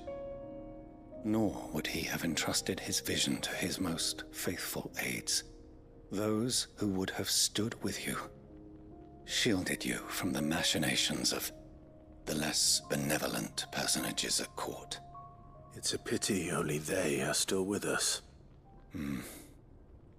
'Tis true that those most loyal to your father were the first to suffer the Duchess's wrath.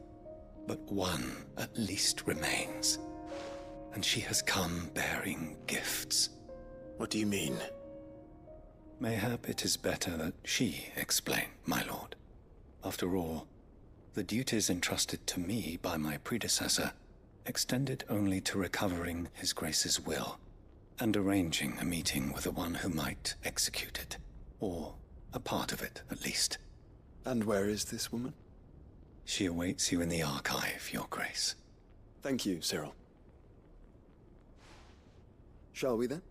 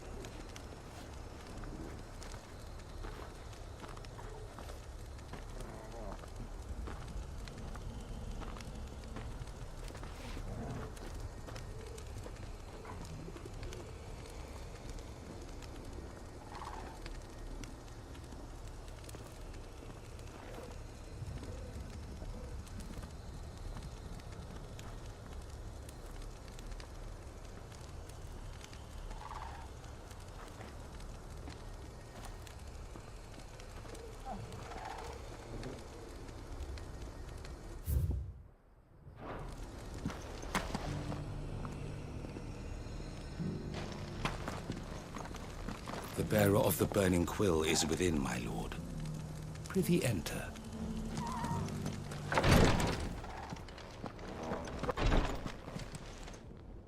Lord Marquis? What is it, sir? One of our brethren lately journeyed across the strait. He sent an owl. Was he surveying an... No.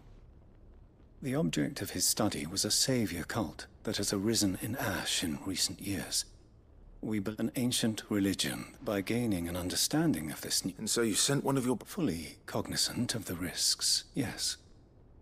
I entrusted the mission to one of the most able of our order, the third chair. Though he has been silent for some... Yet, for as you so earnestly advise... It would not. But Ash is a big place. Can you be in... Perhaps. The last at Mickleberg was its... It lies, if all... Right. You are my... Go then, with my...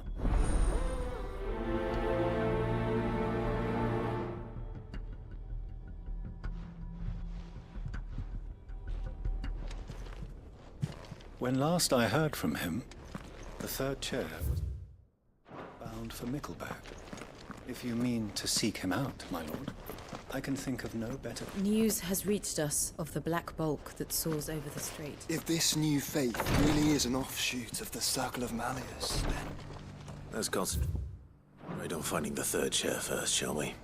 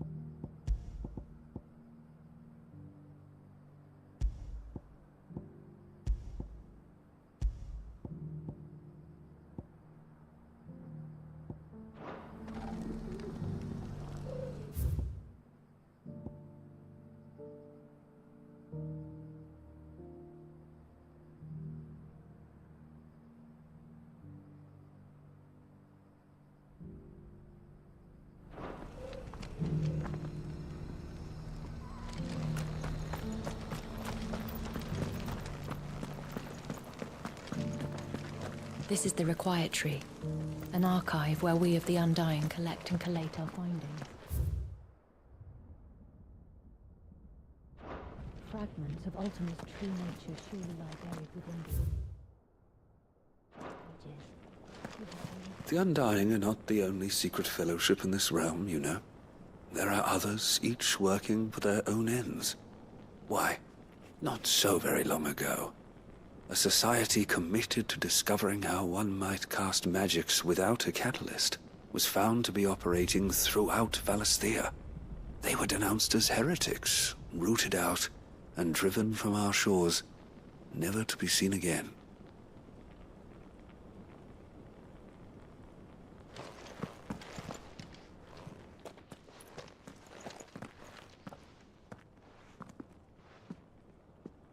My lord, your grace. I hardly recognize you. I am Goditha, retainer of House Rosfield, loyal servant to the Phoenix and his shields. Your father, the Archduke Elwyn, entrusted me with the delivery of a gift. I only hope you can forgive my tardiness in bringing it to you. Lift up your head, Lady Goditha. You have our gratitude for your service to our house and to our father. I merely did my duty, as any proud Rosarian would. My lady, perhaps you could explain a little more? What exactly is the gift you bring? As I'm sure you know, it has long been the custom for the children of House Rosfield to be presented with certain keepsakes upon their coming of age. Indeed it has. Our father often spoke of the day when our turn would come. And had he lived to see it, he would have presented you with the treasures I bear. Matching armbands for you both. Alas, he did not live. Indeed, he was taken from us even before they could be completed. He had intended to claim the Heartstone with which each armband was to be finished himself, but it was not to be. And his gifts remain incomplete. I see. It saddens me to bring them before you, as they are. It was your father's wish that you be presented with the finished articles, not these works in progress. But with his grace long since gone, and the stone left unclaimed, I had little choice. You are grown men now, and his house is yours. And while I would not presume to insist upon your claiming the Heartstone in his stead, I know that nothing would have pleased him more than for you to do so. Thank you, Lady Goditha. What say you, Clive? What else? Of course, my lady. May our father's will be done. Oh, I am much obliged. Do you know where we might find this Heartstone, my lady? I do. Though it may be a matter of a good deal more than simply happening upon it. It is found in the bellies of elder griffins, you see. We do at least know where to find one. A certain specimen has made its nest in Titan's Wake, not far from here. A certain specimen? You are most perceptive, Your Grace. In answer to your unspoken question, yes. In fact, this is the very same beast your father meant to slay. I have been tracking its movements since you were but a boy. Were you to slay it in his stead, as men of House Rosfield, it would surely make your father proud. What say you, Joshua? What else?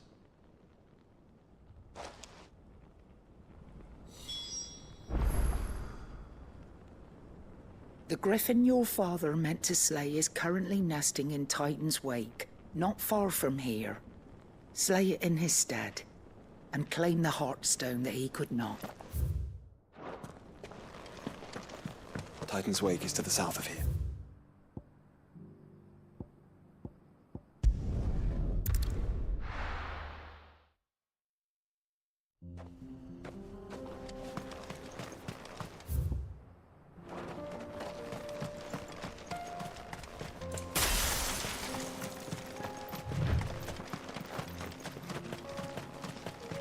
Eyes peeled, Joshua.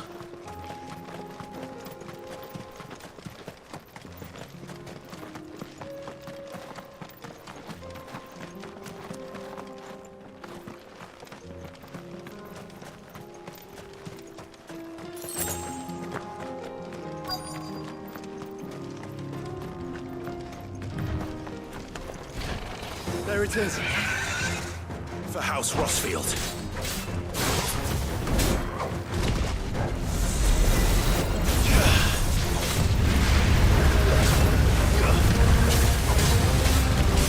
Too slow.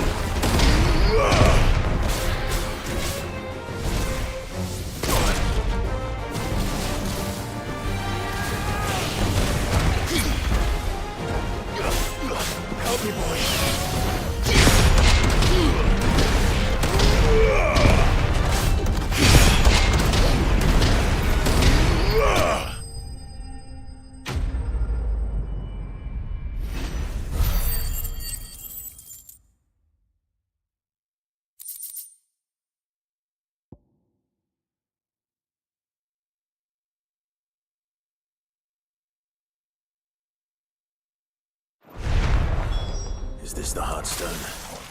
I expect Lady Goditha will know. That's better.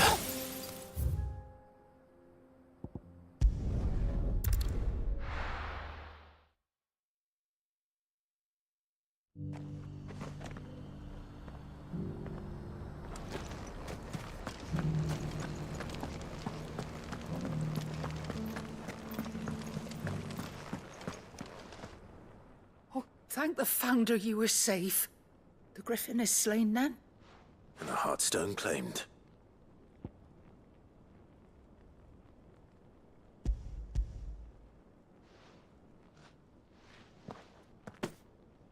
Yes. This radiant luster, like frozen flame, it is just as your father described it.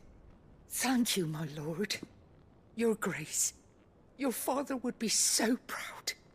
Lady Goditha, the lapidary is ready. Thank you, Cyril. I will be with him shortly. If you would excuse me, I shall have the stone cut and set forthwith.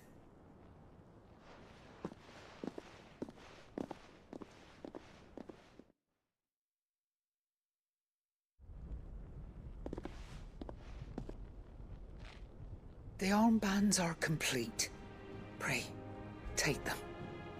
They are yours, after all. Heartstone is harder and more enduring than garnet, or even ruby. It symbolizes unwavering will and devotion. And the graven vines encircling the stone represent the unbreakable bonds between you. It's a message. Father knew we had enemies both inside and outside the duchy. Enemies who would thwart his vision. Only with unwavering devotion would it ever be realized. And only if we stood together, as Phoenix and Shield, as brothers in arms. Only then might those enemies be overcome. Indeed. His Grace knew the enormity of the task he would entrust to you, his heirs. But this was more than just a message. It was a promise. That he would always be with you. Thank you, Lady Goditha, for remaining the steadfast custodian of our father's will. Forgive me, my lady, but there is something I don't quite understand. The Undying told me that after Father died, Mother claimed all of the ducal treasures for her own. Even if the armbands were incomplete, she would surely not have overlooked them. So, how were you able to keep them from her? Because I was the keeper of the vault. Though I was but a lowly servant, your father spoke to me of his intentions for the bands, of the deep love he had for both of you, and his hopes for your future. In the days before the disaster at Phoenix Gate, I discovered that the Duchess had ordered her jewelry be sent away from the castle. It was then that I knew she meant to betray us. I tried to warn your father, but it was too late. When word of the fire reached Rosalith, I knew my time was short.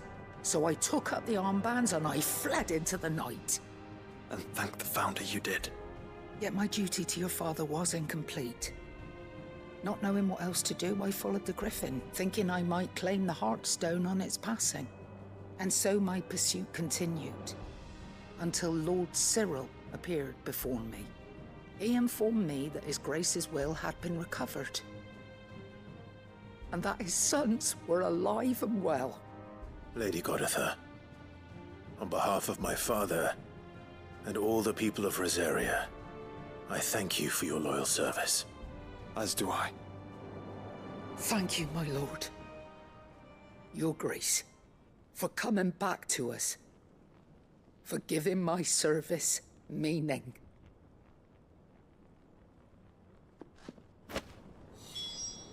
I remain your faithful servant, my lord.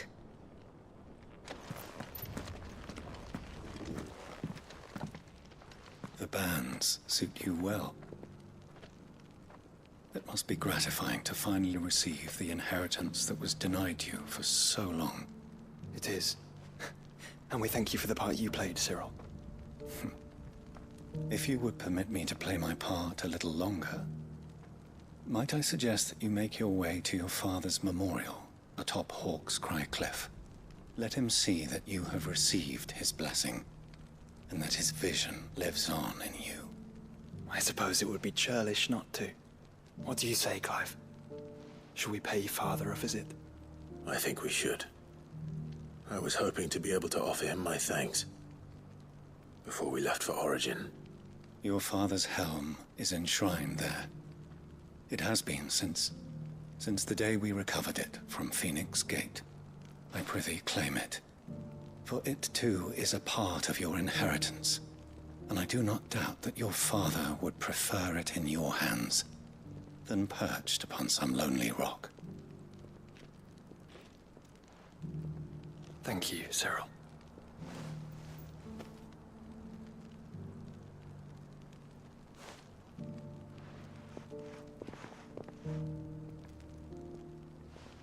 Come on, Clive. He's waiting.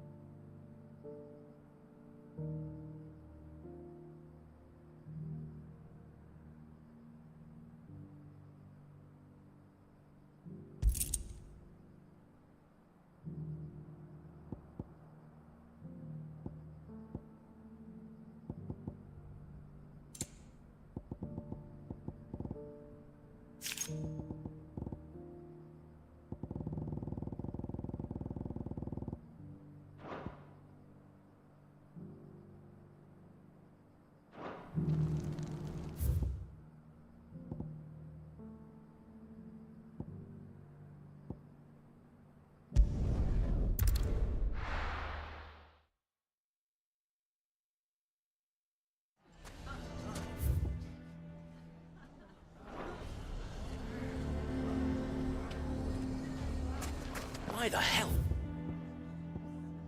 Victor take the bearer's side. Can you believe we were going to make him? I think we'd better shut up shop. Who can say what Lubor is plotting?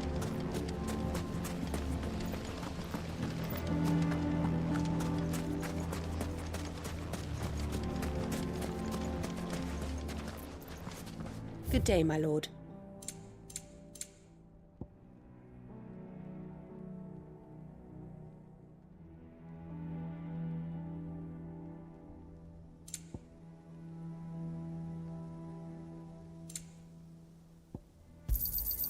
Here you are.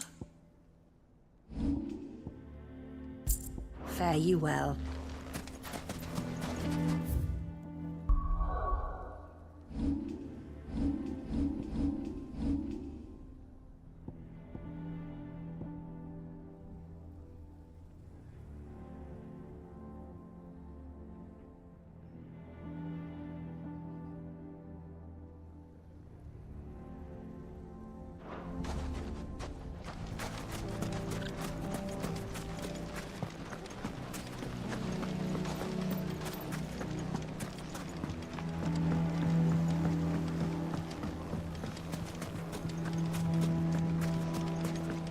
Bastard's been lying to us for us. Why is everyone being mean to Lubor? I'm going to go with him.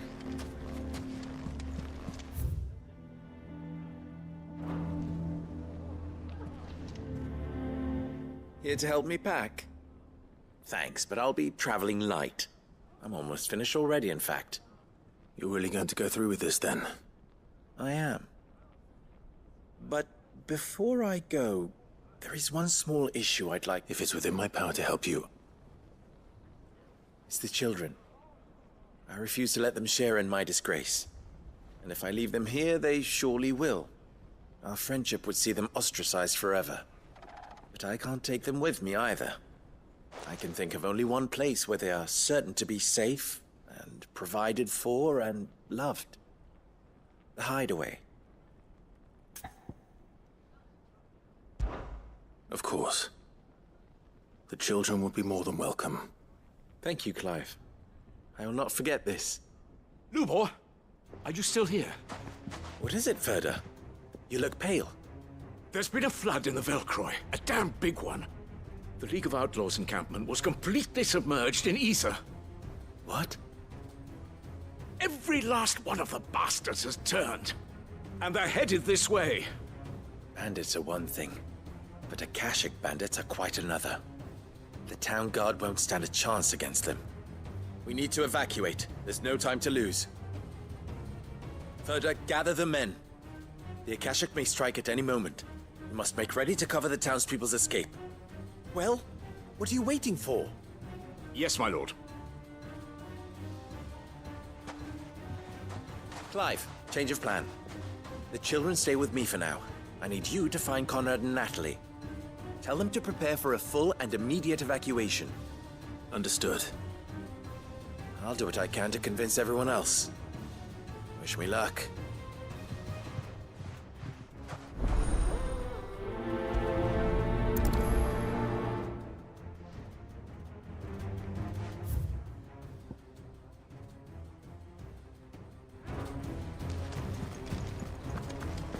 You have to listen to me.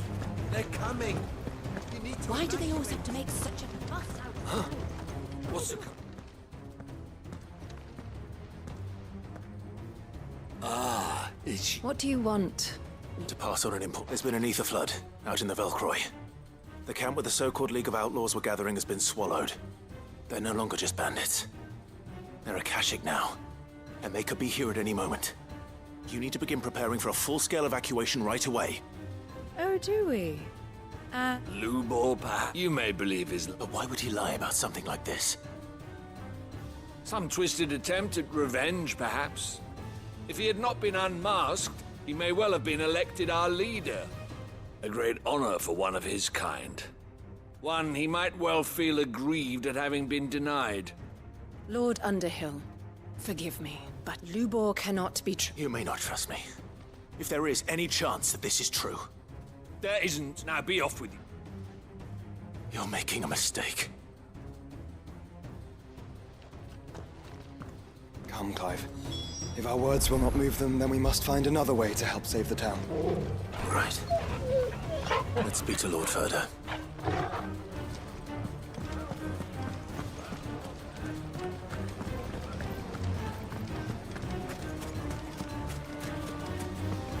I think we'd better shut up shop. What's Lubor raving about now?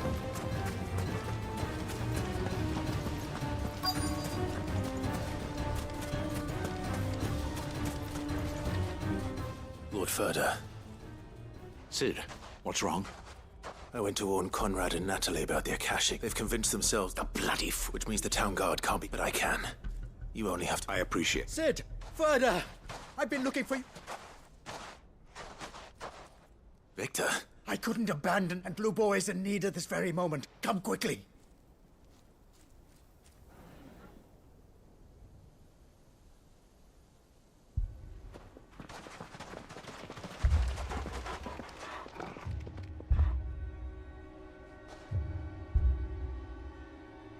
You have to believe me! The Akashic are coming!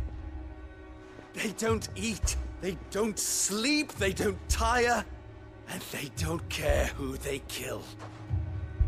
They're unlike anything that's come before. There will be no parley, no mercy granted! We may have saved the town once, but this is different. I do not ask that you forgive me, but please believe me. If you do not run, you will die. You will all fucking die!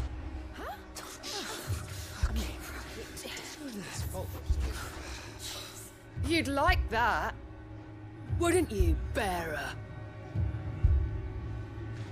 Yeah, with us out of the way, your kind will be free to claim Dalamil for yourselves. You should run! Run, bearer! Yeah, run! Run! Far, far away! Run! Just go on. Yeah. Yeah. Yes! Go! Come on, then. Go on! Go! Just go. Lubor. Wait. Someone's coming. Go! Come on! Stop! You're hurting him!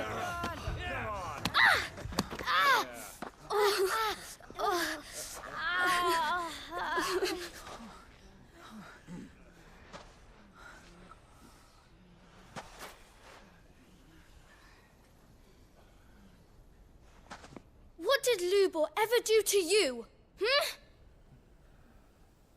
He solves all your stupid problems, and he keeps all of you safe.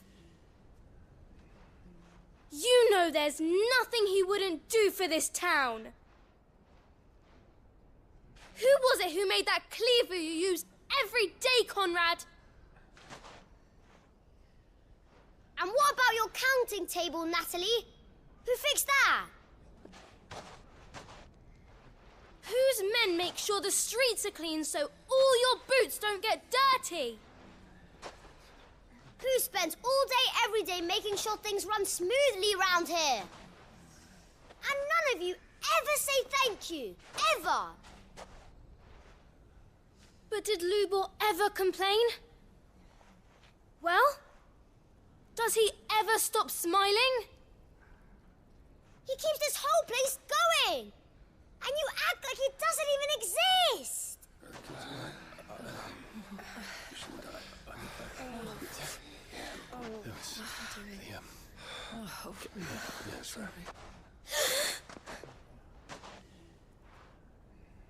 Lubor, we have heard enough.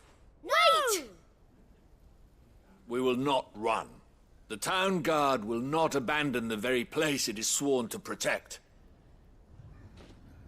And I will not give up for lost the stores that we labored so hard to fill.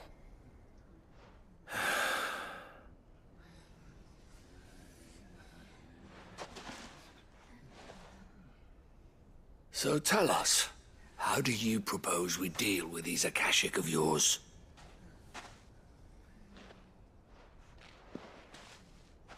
We won't run, but we will fight. All right, then.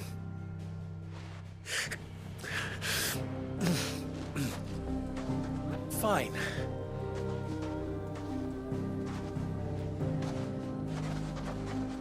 Gather round if you don't want to die.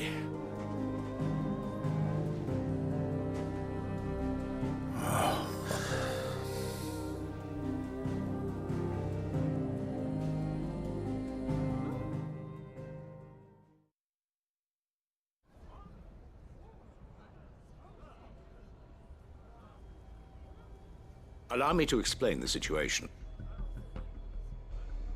The ether flood occurred near the village of Cheratina, deep in the Velcroy. The place had been abandoned for years, until the League of Outlaws decided to make it their base of operations. Now they're all turned, and if the scouts' reports are correct, heading in this direction. They are mindless monsters, driven only by hate and rage, and they are utterly unpredictable. With the bandits, we at least knew how and where they were likely to attack. When these creatures come, Dalamil will have the bitterest fight it has ever faced on its hands. The town guard will muster at the north gate. The rest of us will take the south. Both forces will provide men to serve as scouts and messengers, ready to spread word of the size and nature of the Akashic force as soon as it is spotted. And as soon as it has been, we will converge on its position and see that it is driven back from Dalamil at all costs. Conrad, can I count on the support of the town guard? Always. I leave the selection and coordination of the messengers in your hands, Victor. And the command of our men in yours, Ferda. If you would both be so kind. Consider it done. As you wish. Natalie, I would ask that you and your people have the townsfolk barricade themselves inside the bathhouse. And tell the merchant not to waste time securing anything beside the essentials. Preserving life is our one and only concern. As long as we survive, it doesn't matter what trinkets we might lose. Our riches can be regained. And if anyone doubts that, let it be known that the Briar's Kiss stands ready to cover any losses. Very well. I shall tell them. Where do I fit into this plan?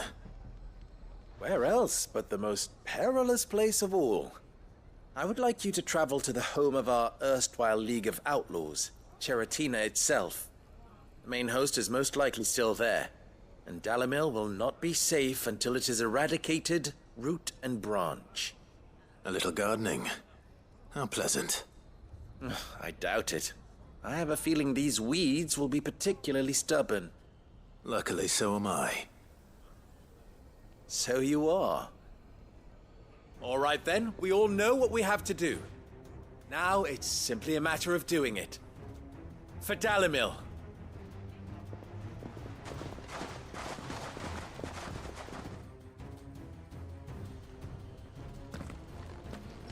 Looks like everyone's ready.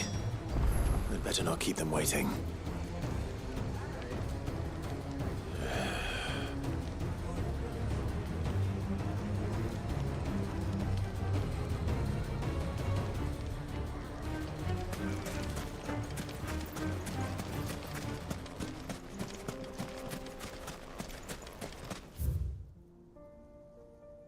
Good. That will keep some of them out. Any man sighting an Akashic is to raise the alarm immediately. The messengers will see that our...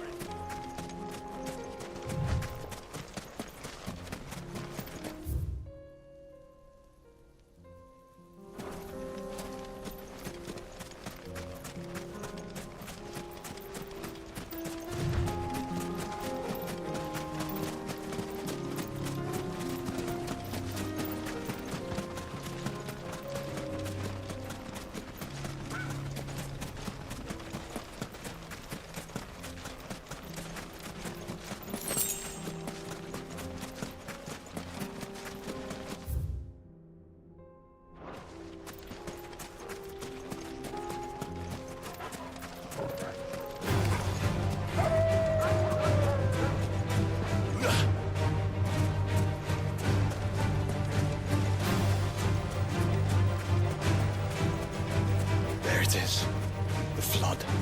But what's waiting for us inside?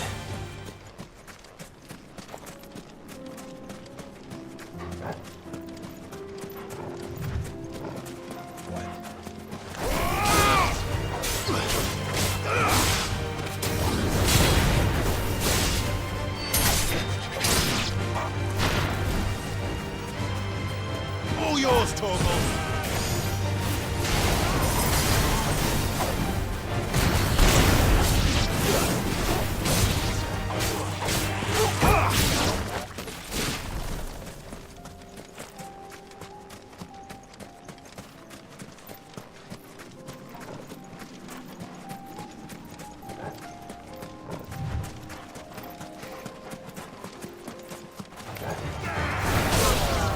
All yours, Torgal!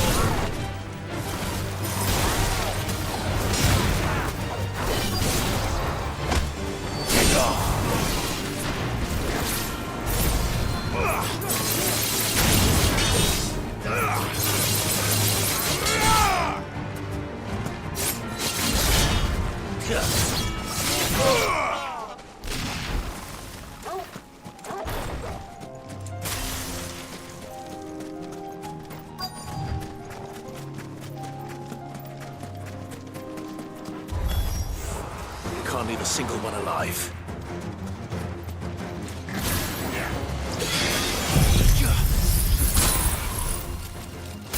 You're finished!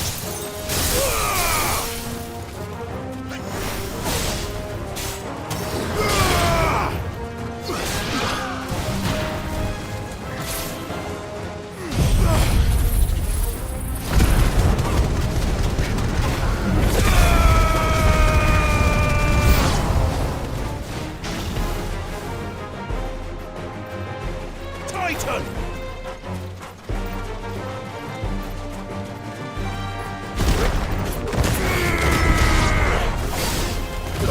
Nice try.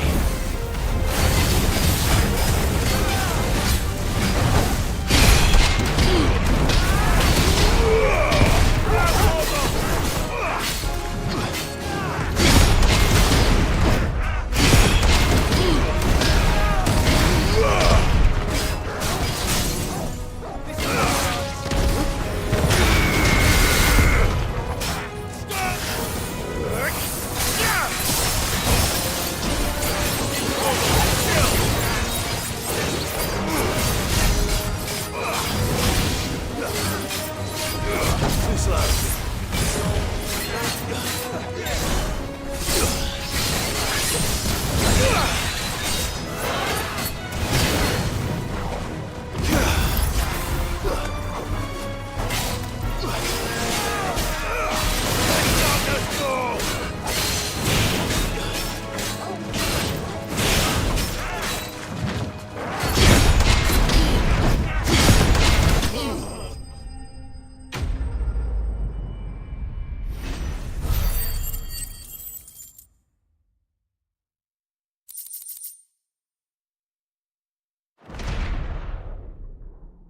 The League is disbanded. I should get back to Dalamil and see how the others fared.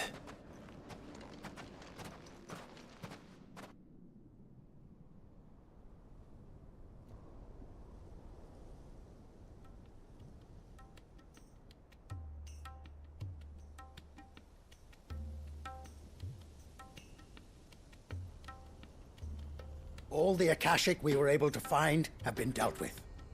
Seems that might be the last of them. Last of them here, perhaps. Lubor, Sir Clive has returned. Clive!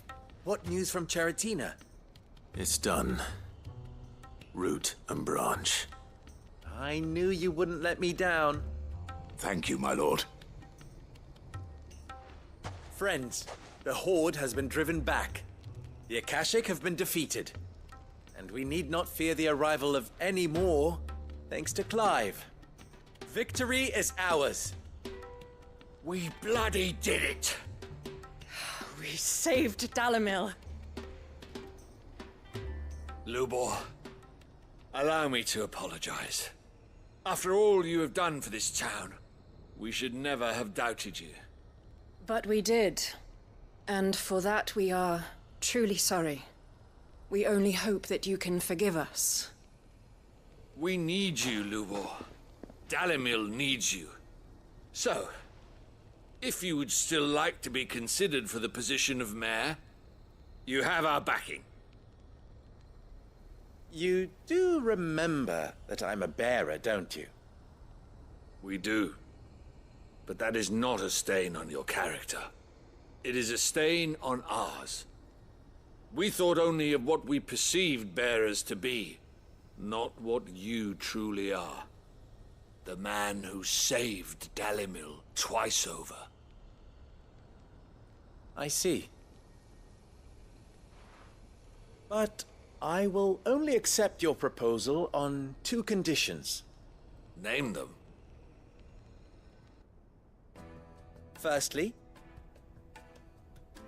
that you will both do everything in your power to rally your people to my cause. If the Town Guard and the Merchants League do not accept my leadership, it will be doomed from the start. Unity is the key to defending Dalimil, and I do not doubt that we shall need to call on our combined strength again. When that time comes, I will expect us all to pull together, just as we did today. Of course. You have our word. And secondly, you will accept that if I am to lead you, the mistreatment of bearers must end here in Dalimil. Any bearer within our walls shall be afforded the same rights as any other citizen. They will not be judged by what they are, but who they are. As we failed to do, and came so close to losing everything. We agree to your conditions. And we have only one in return. That you continue to work for the good of Dalimil, as you always have. Condition accepted. Well then, it seems my mayorship is all but confirmed. Do I get some sort of special hat?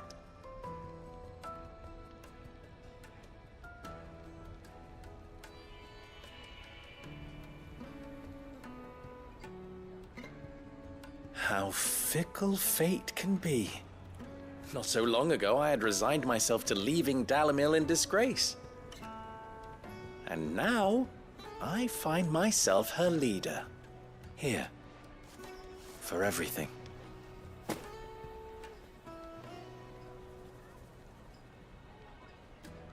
Lubo, about the children. Fear not, you are of course relieved of your responsibility. I would sooner face another horde of Akashic than see them brought up as outlaws. I'll make sure they're safe here. I don't doubt that you will. And not just the children, but everyone in Dalimil. I'll do my best. Can't have all your hard work going to waste.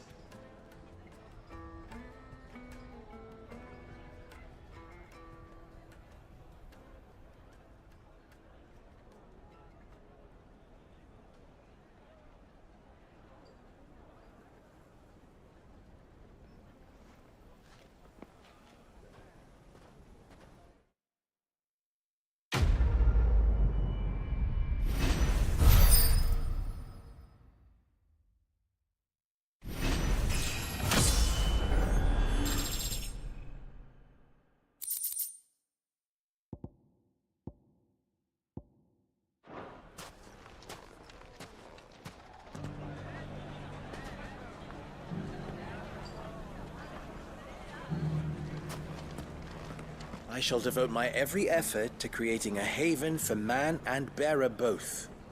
Just like a certain someone else I know. Someone to whom I owe a debt of gratitude.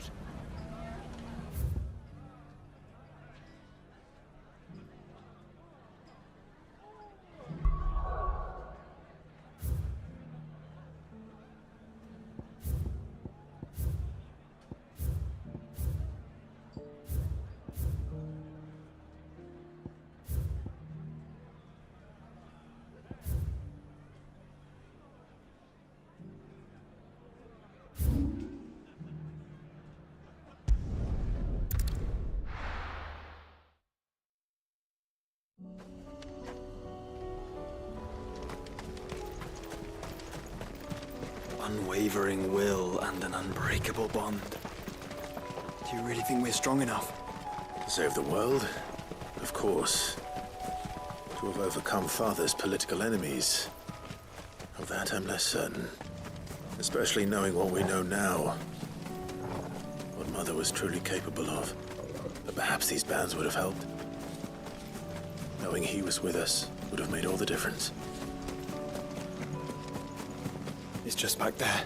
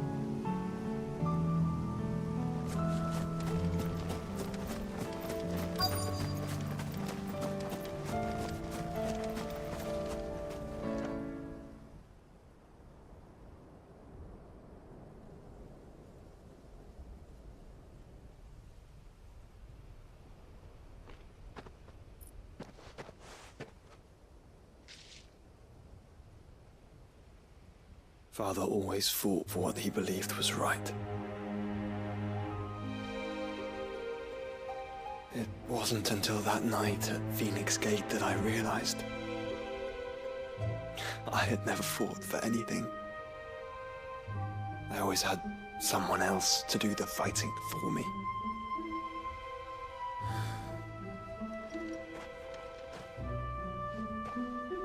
No matter how fate conspired against him, he never lost heart, never looked back, never stopped fighting.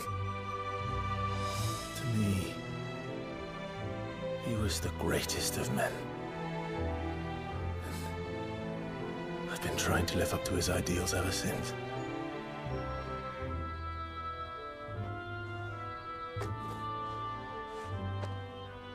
We all have, Clive. We all have. And we'll keep trying. Because that's what he would have wanted. What he would have done himself. Even if it meant standing against the very gods in the heavens. I shall be borrowing this, Father, if I may. That you might watch over us as we follow in your footsteps.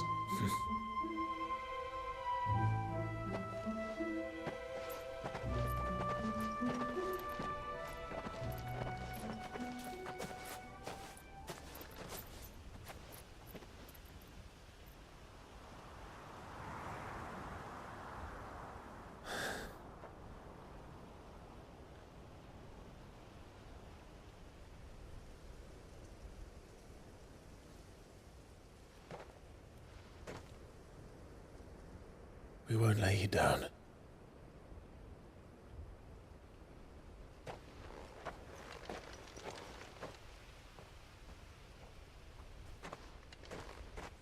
Onward then. Onward. To the end. And to a new beginning.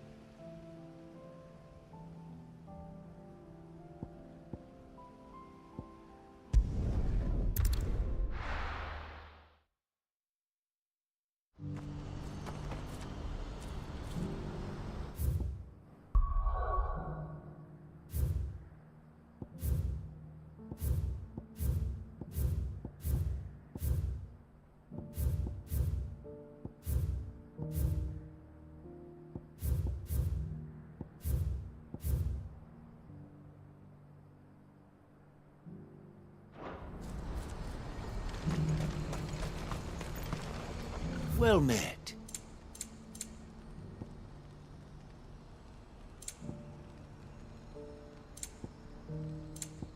You're welcome anytime.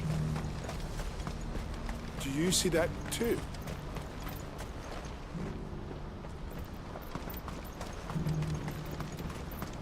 There are many variations of the Zemeckis legend, but almost all agree that man was punished for presuming to set foot in the sanctum of the gods. Some describe it as holy, others heavenly, which is to say, of the heavens. Could it be that the baleful mass that now glowers over us is this very sanctum? Have the gods returned to pass judgment upon us once more?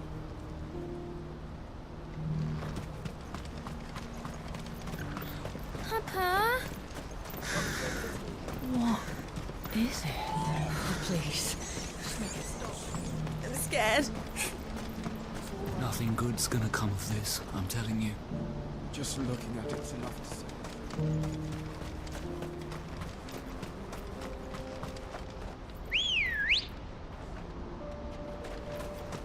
Good girl.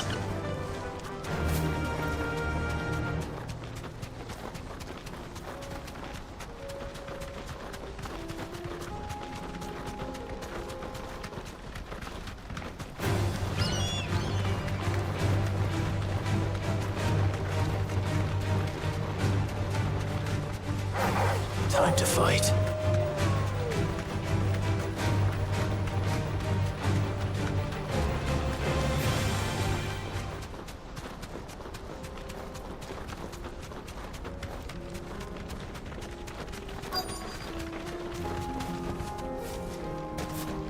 Can't be Rutherford, can it?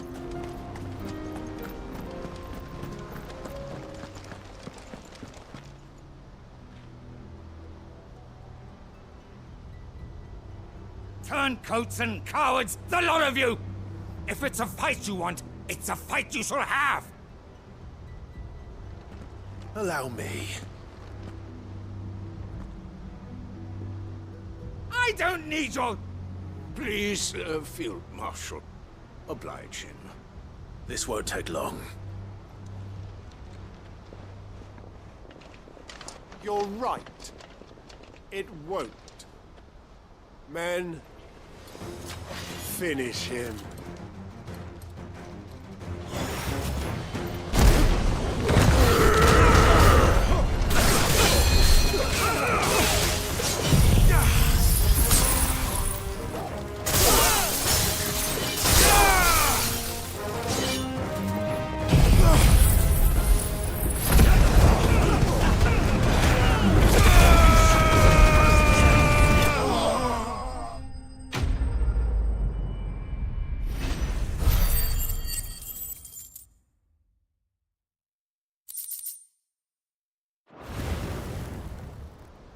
A little longer than I'd have liked.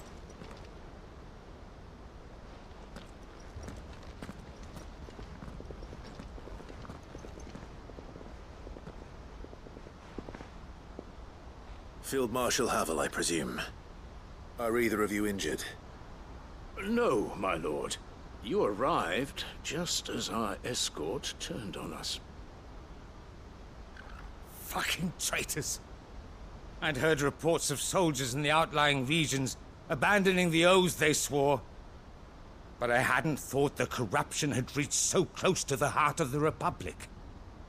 It's a fucking disgrace. Your interfering old bastard of an uncle tried to warn me, of course. My lord Marquis. Or is Sid the Outlaw more to your liking? Call me what you want. It doesn't change who I am, or the urgency of the message I bring.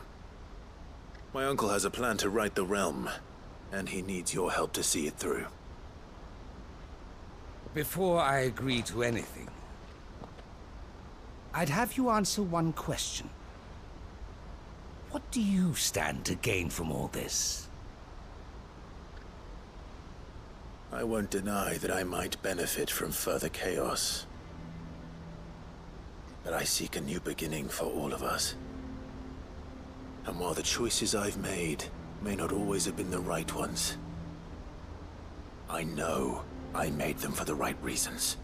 For so long, so many of us have been told how we could live, how we could die, when it should have been our decision all along. Now, we have a chance to put things right.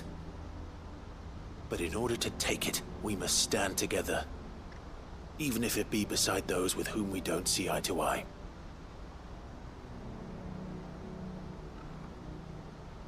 Certainly not the words I expected from an outlaw. But perhaps your uncle was right. You are no ordinary outlaw. I'll never hear the end of this. All right. I'll start by ordering my most trusted guard to bring the Dhalmekian fringes under control. Next, I'll make contact with my counterparts in the Imperial Army and see if I can't convince them to try and restore order in their own territory. Thank you, Field Marshal. But they are not the only ones we will need to convince.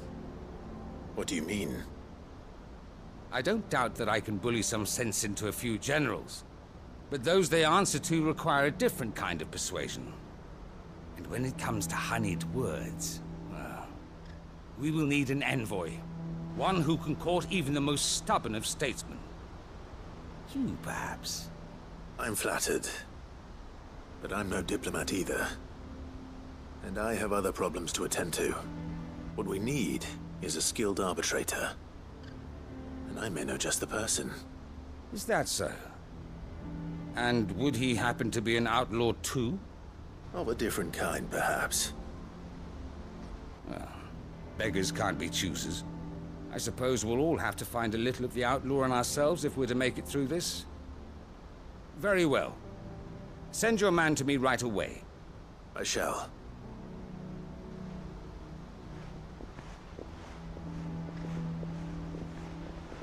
My Lord Marquis.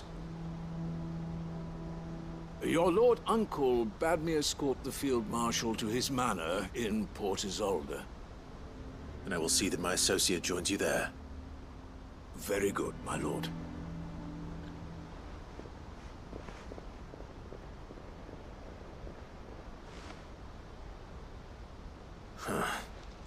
An envoy. I'm not sure I'm the man to talk anyone round. I can barely convince my brother to take his medicine. No. This is a job for someone with experience. Someone like Quentin. I hope I can convince him at least.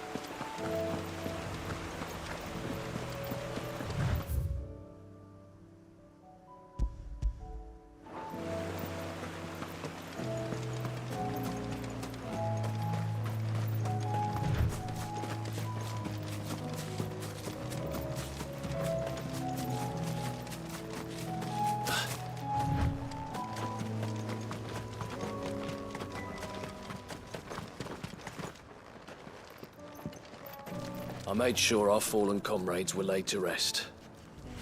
And they can rest easy, knowing that their sacrifice wasn't in vain. Justice was done. As for us survivors, well, we've just got to keep at it. Keep the family together. For their sakes.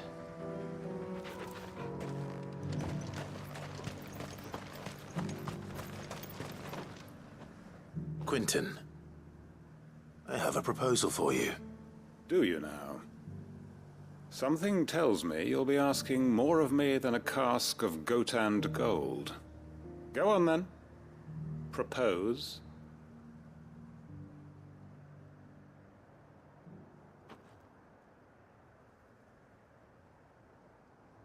You'd have me convince the chiefs and chamberlains of the realm that they should simply swallow their pride and do the one thing that has proved impossible for thousands of years.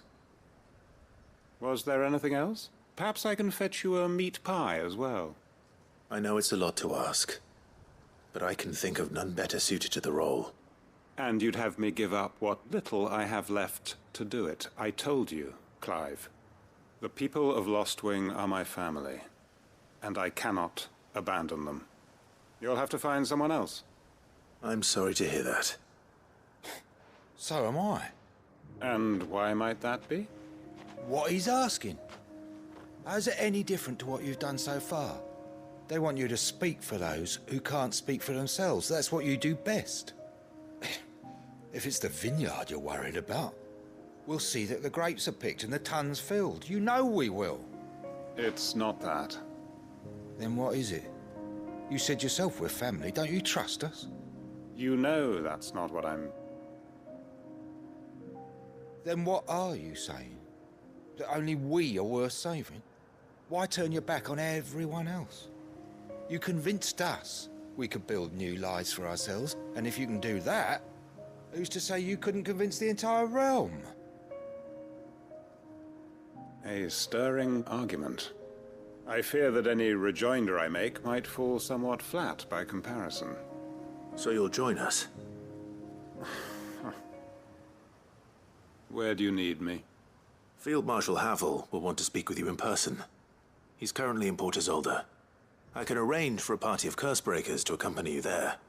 That would be very much appreciated. I hear the roads are far from safe these days. Hopefully not for long. My uncle will want to know that his plan is taking shape. Reckon Master Quentin could argue an egg back up a hen's quim if he set his mind to it. Any statesmen we speak with are liable to resist our entreaties if they feel that what little power remains to them... Quentin's gonna build us new Lostwing, and I'm gonna help. We may be bruised, we may be battered.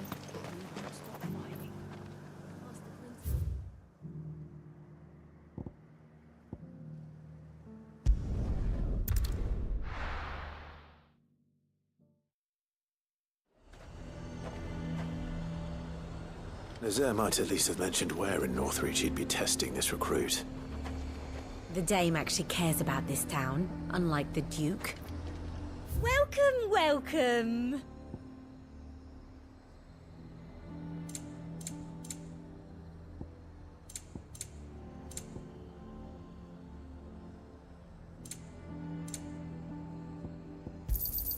An excellent choice.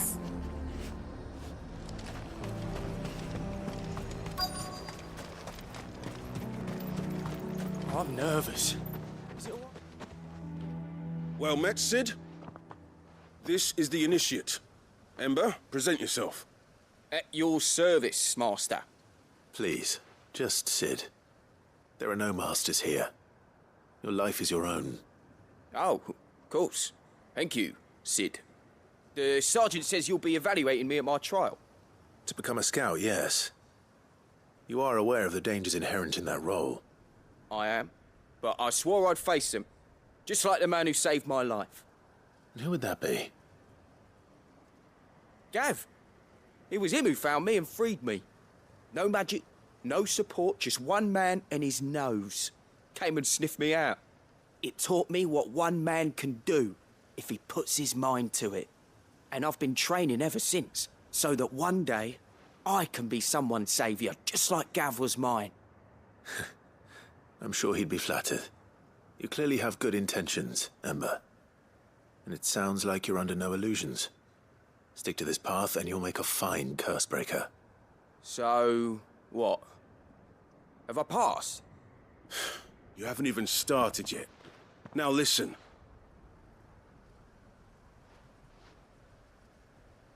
Not far from here is an Imperial lookout, Eastwatch. The guards there record all their sightings in a logbook. You are to find it and bring it here. And bring it here, right. Anything else? No. Sneaking into a heavily guarded Imperial outpost and stealing the logbook would be quite sufficient. You'll need to assess the situation, determine a point of entry, create a distraction and effect an escape, all without being discovered and thrown into an Imperial oubliette. Ember, Gav isn't our best scout because he can do everything. It's essential that you know your limits. Know my limits, right. I won't let you down.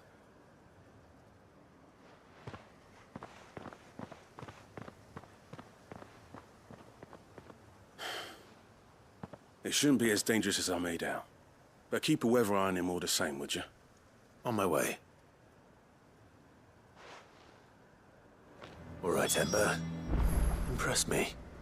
Even now, the capital has moved. The Empire keeps the watchtowers overlooking royal meadows and the Sea of Grace manned. But only by a skeleton crew. It's a trial, not a death sentence.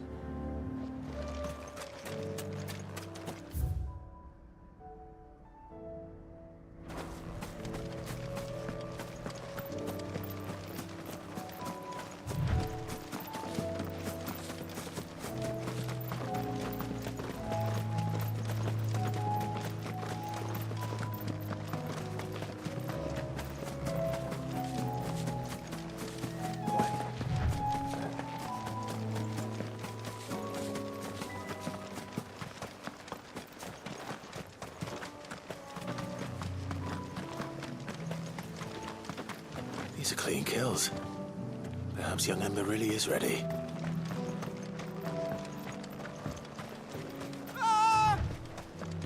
Or maybe not.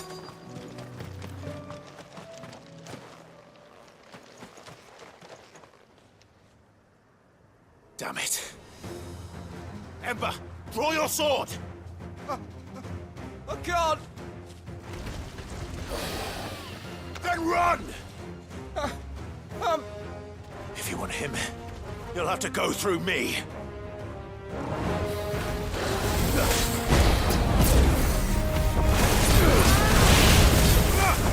Too slow.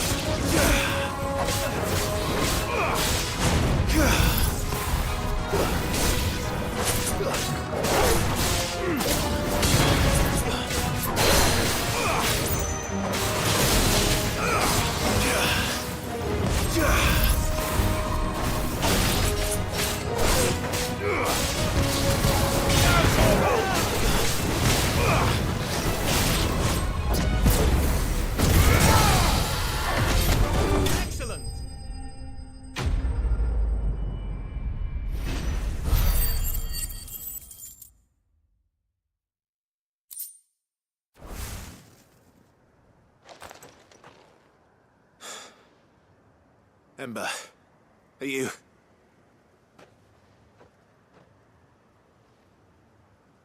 Gone. Of course. Scouts really are a rare breed. Back to Northreach it is then.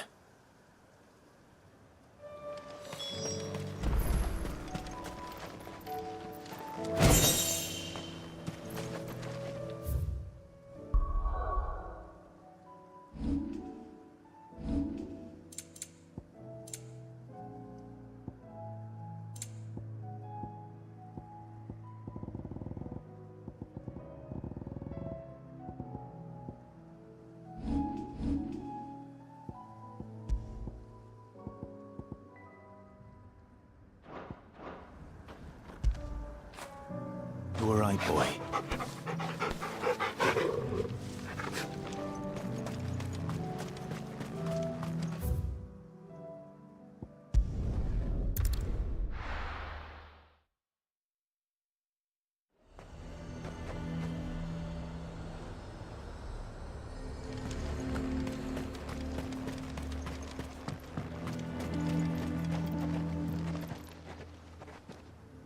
I didn't expect you back so soon.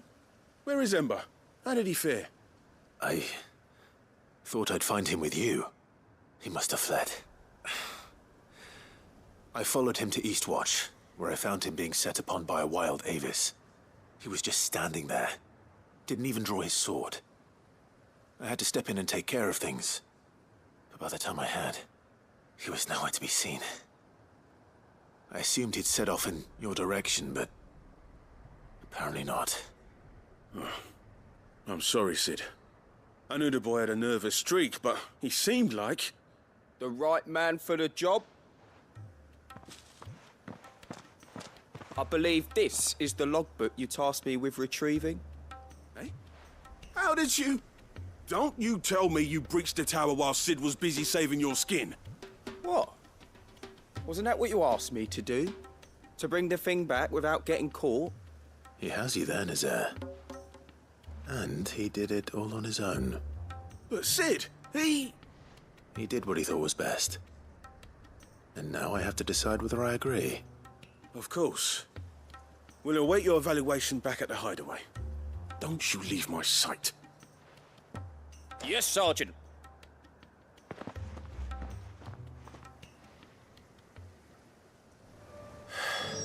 This won't be an easy decision.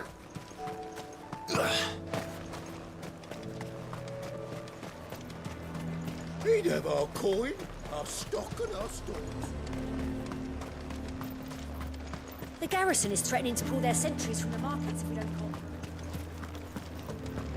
I would speak with this duke. Saw the captain just now.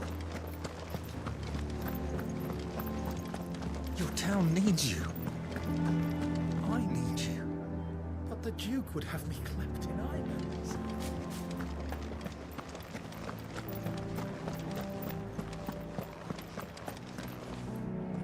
Do you have a moment, Clive? What is it? It's the Duke, unsurprisingly.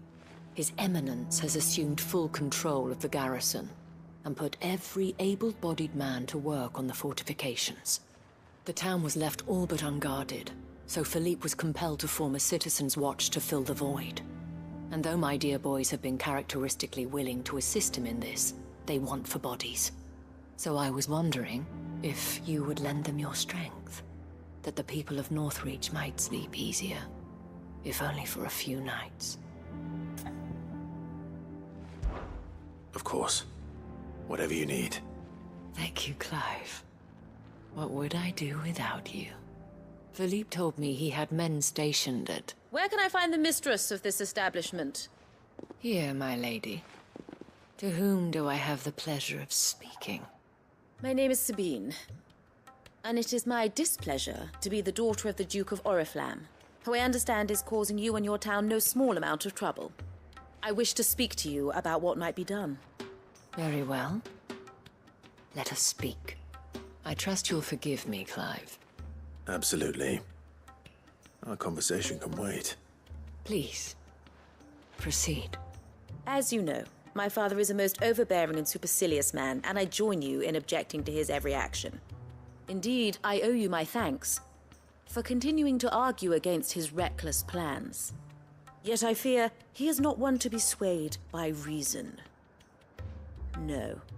He must be made to face the consequences of his actions. And who would make him do this? I would. Myself and several other like-minded individuals. Were you to join us, we would surely have the strength to drive him from Northreach for good. Does that not seem a trifle... drastic? Drastic action is precisely what is called for. Unless you are content to see your people downtrodden and dispossessed. My father would have it that citizens exist only to serve the Empire. That they should be forced to make every sacrifice to ensure her revival. But he is wrong. It is not the people who must serve the Empire, but the Empire who must serve her people. He's always been like this. Scornful of the opinions of anyone he judged beneath him.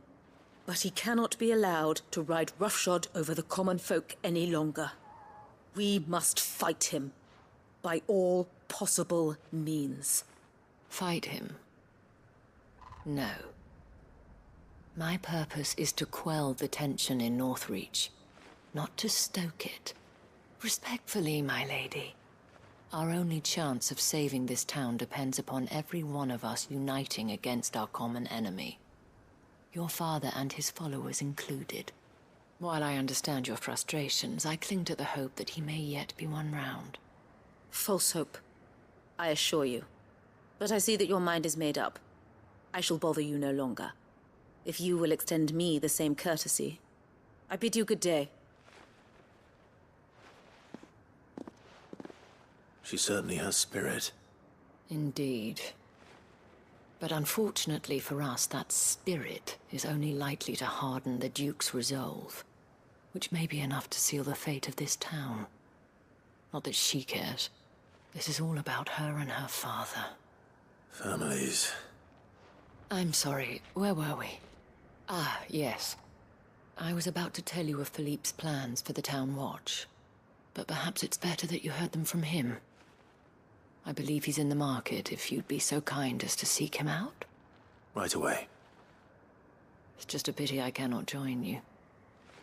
I'd like to see the two of you in action together.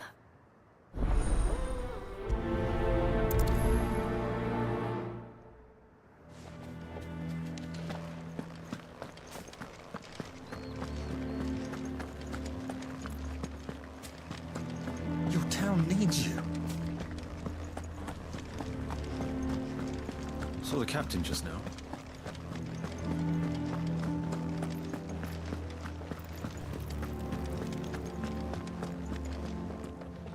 The Duke might have soldiers at his beck and call. Us common folk. What does the Dane have to say about all this, I wonder? So you are content to abandon... Please, I beseech you. If you are a true son of Northreach, you must fight to defend your home. That's exactly what I am doing, milady. Or trying to, at least. The land is crawling with fiends, and someone has to keep watch. Even when our true enemy is hiding in the garrison? Fine. You're not the only able-bodied man in Northreach. Thank you so much for your help.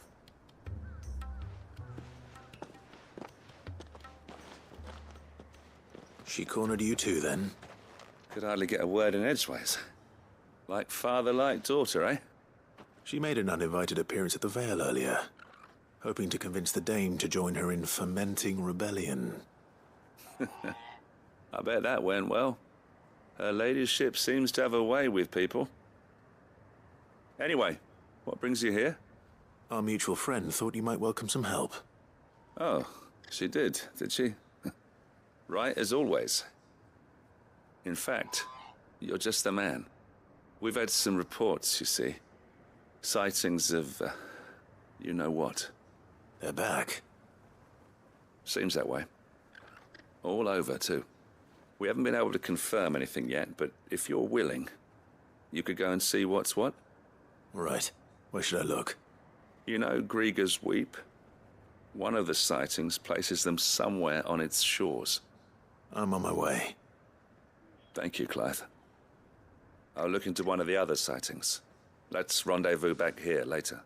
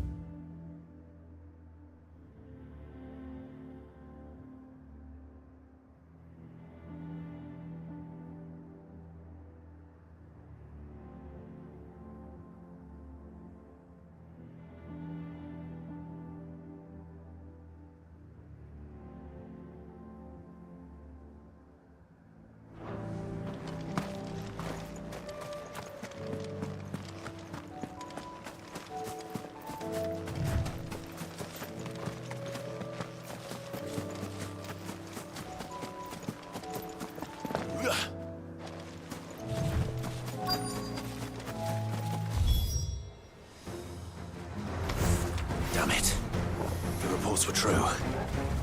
I need to stop them before they get to the town.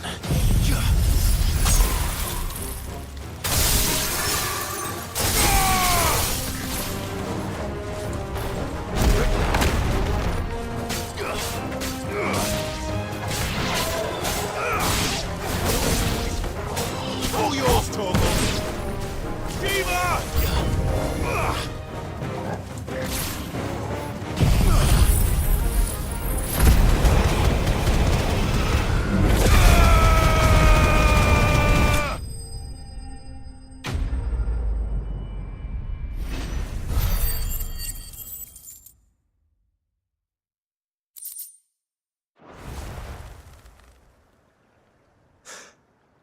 Call that a test, Ultima?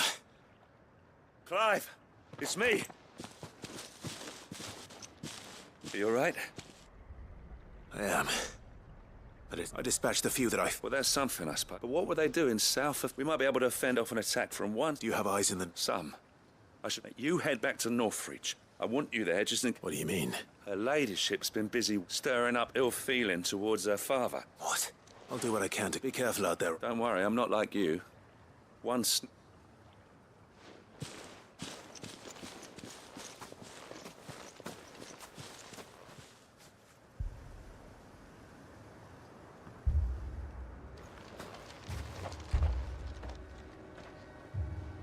Do you not see, Father? The people of Northreach have given enough, and only a fool would ask for more. Listen to me, Sabine. Where would our people be without their country, hmm? The Empire is their sword and their shield.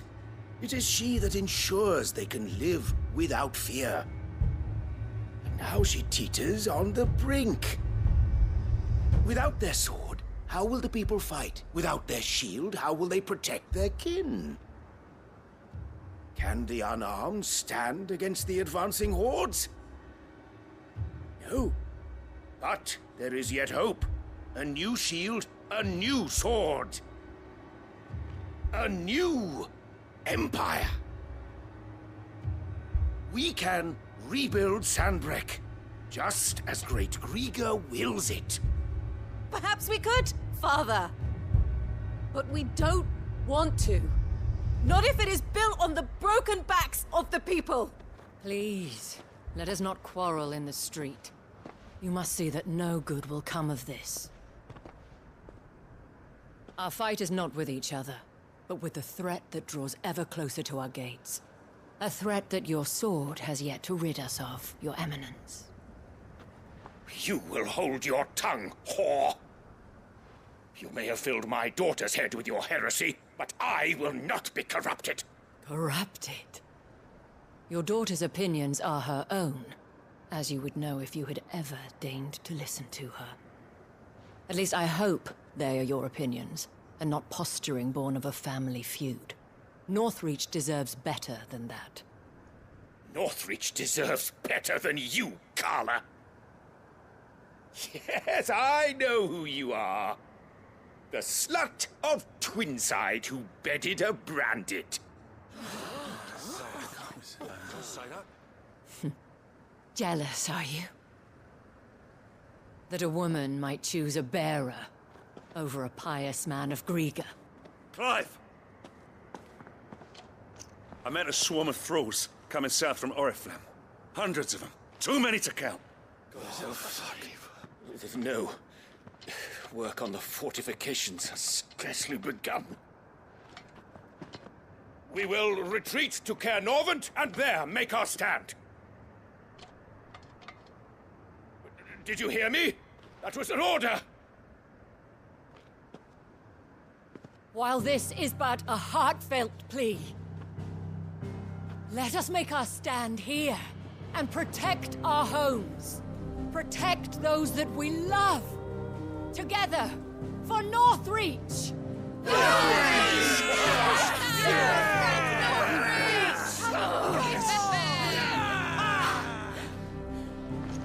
You heard the dame.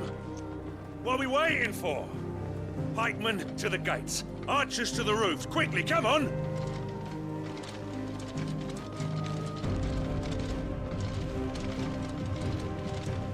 But She is but a common... whore, yes. And we'd follow her to the gates of hell.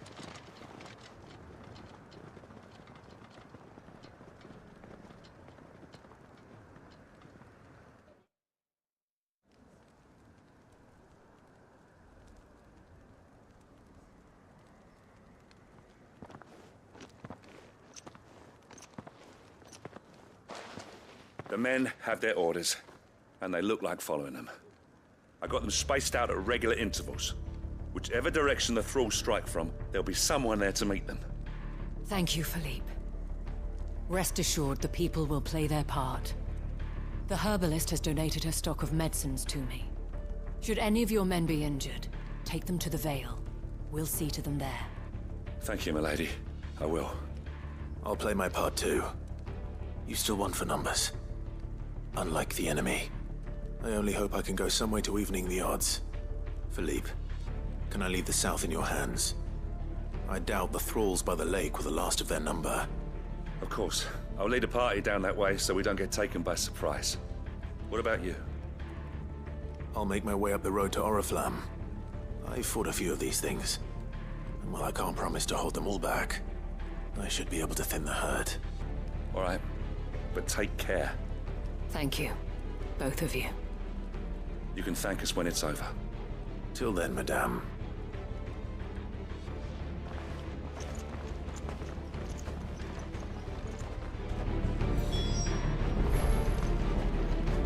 I have served the Duke for many years, and I hope to do so for many more. But I cannot turn my back on these people.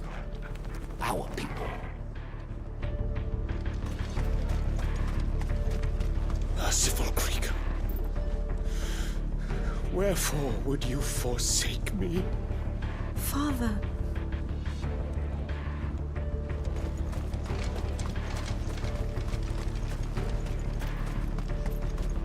I want steel in the hands of every man.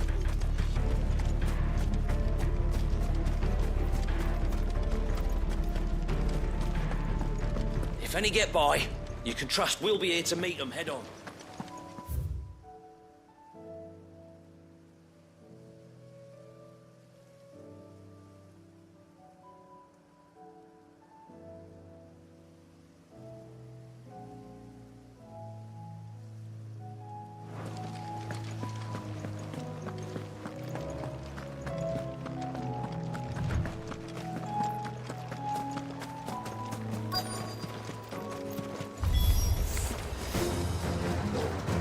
There are so many of them. Not for long.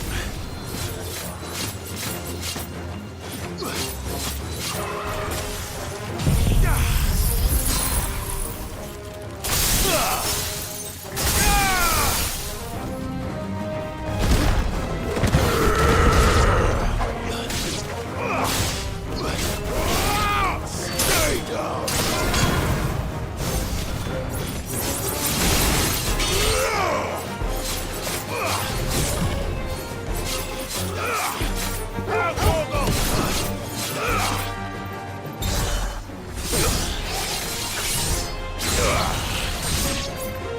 Is it over?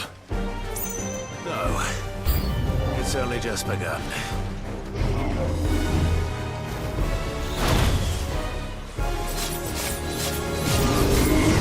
Too slow.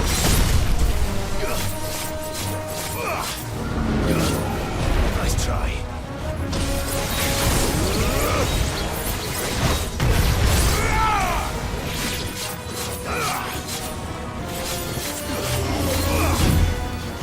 Too slow.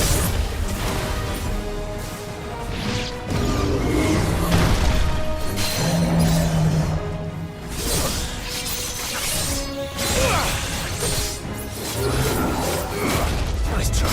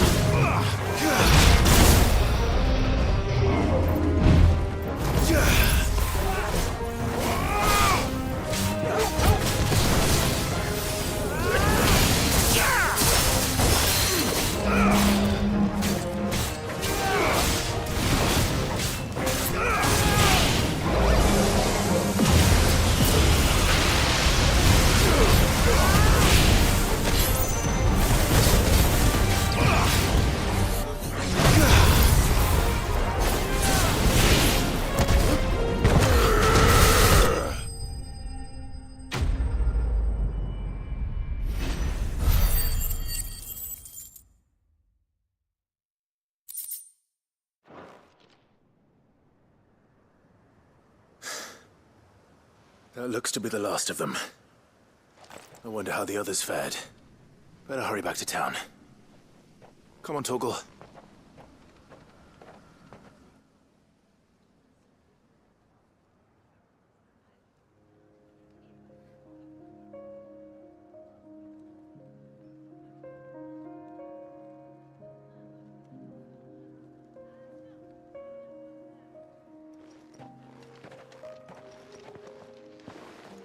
Clive, it's good to see you. And you. The road to Oriflamme is clear. How did you and your men fare? Well, we ended up fighting for our lives down by the lake. Took a few nicks, but nothing the girls of the Vale can't put right. Glad to hear it. Well, it seems we've survived. For the time being, at least. I thank you both for answering the call.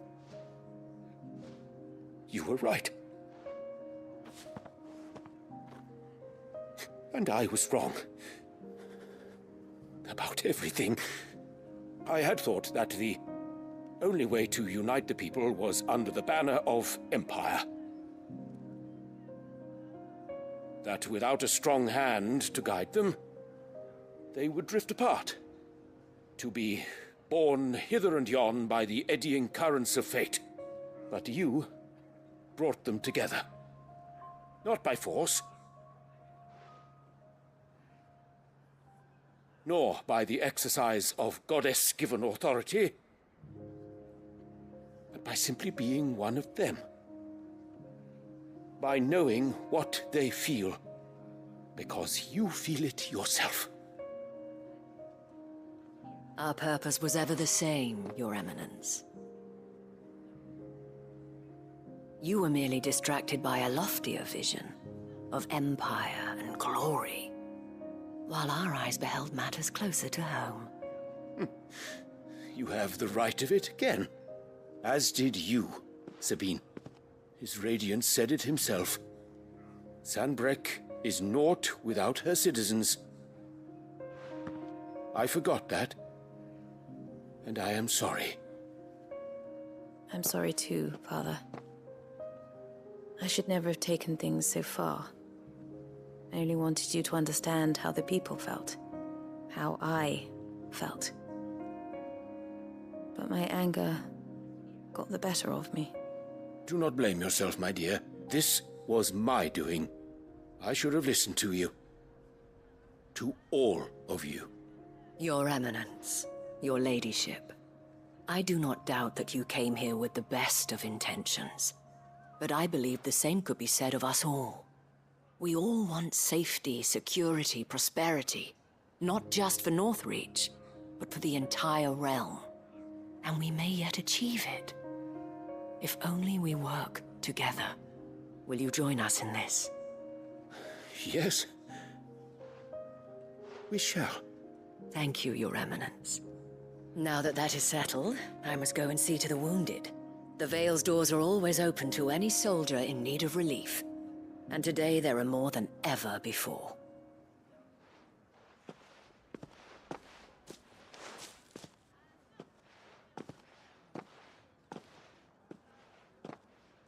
Madame Isabel is a rare soul indeed. In these dark times, I see that it is not men like me who should lead the realm, but women like her. You're right. If only I'd listened to her when I had the chance.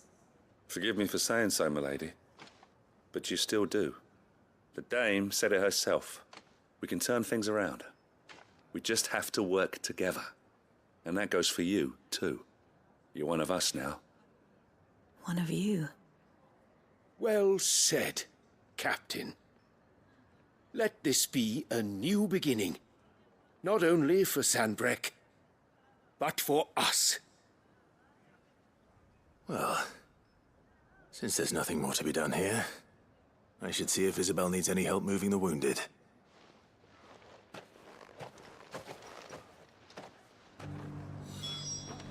Can we get you anything?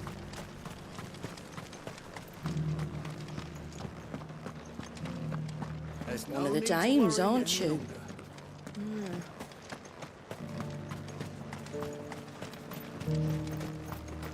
I saw several soldiers being carried to the Vale.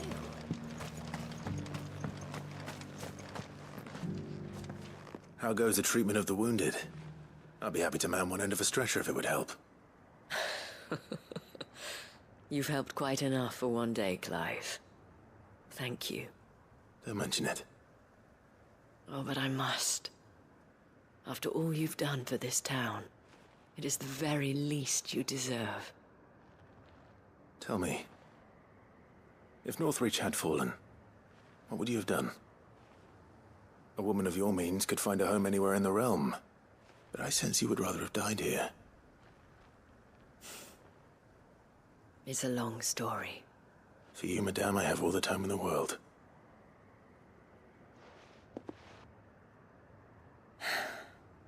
Very well. Long ago, I had a life in the Crystalline Dominion. I was Carla then, courtesan to the nobility. So sought after was I that it was only they who could afford my time. Alas, those halcyon days were not to last. For naive as I was, I fell in love with a bearer. He was my master's guard, the gentlest man I have ever known. After they discovered us together, he was whipped bloody and forbidden from ever looking at me again. And so we fled. Not that we had anywhere to flee to.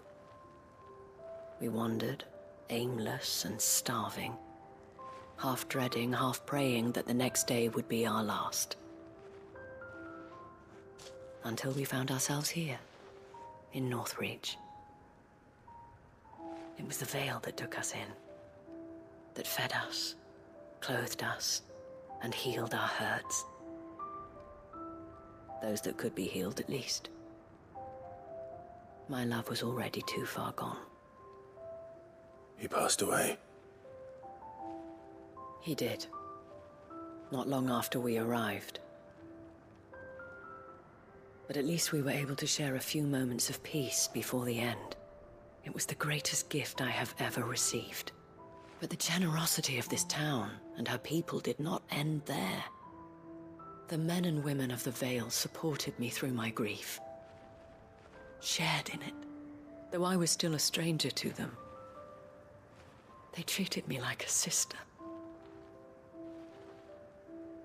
And so I swore that I would always do the same. That I would return the kindness that Northreach showed me. That I would repay my debt to the Vale.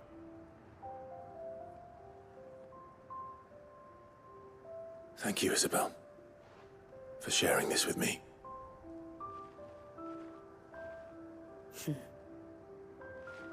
You're a lot like him, you know. Perhaps that is why I have such a soft spot for you. Never stop fighting, Clive.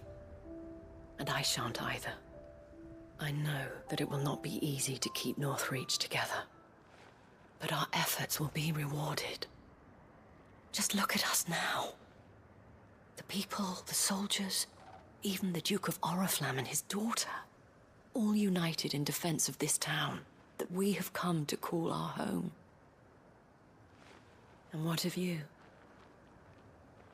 Can we count on your support too? Always.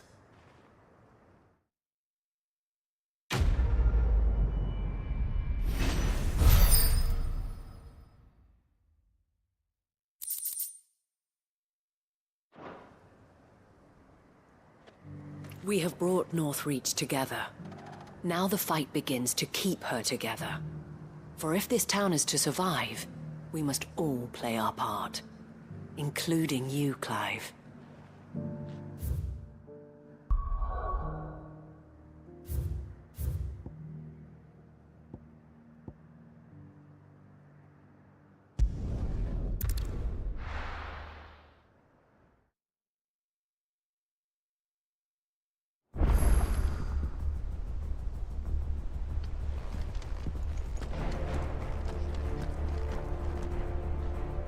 Uncle, I bring good news. The Field Marshal has agreed to your plan. Ha! Of course he has. I didn't doubt you for a moment, dear boy. Rutherford is accompanying him back to your manor in Port Isolde as we speak. They will await your return there. As will one other. One other? Who, exactly? Lord Havel was concerned that even if he could get the realm's armies to agree to an accord, he might not be as successful in convincing those with political power. He asked if I might have a solution, and I suggested a certain Imperial Lord Magistrate turned Liberator. One of your co-conspirators? Master Quinton would probably call me one of his. But yes. Another outlaw, then.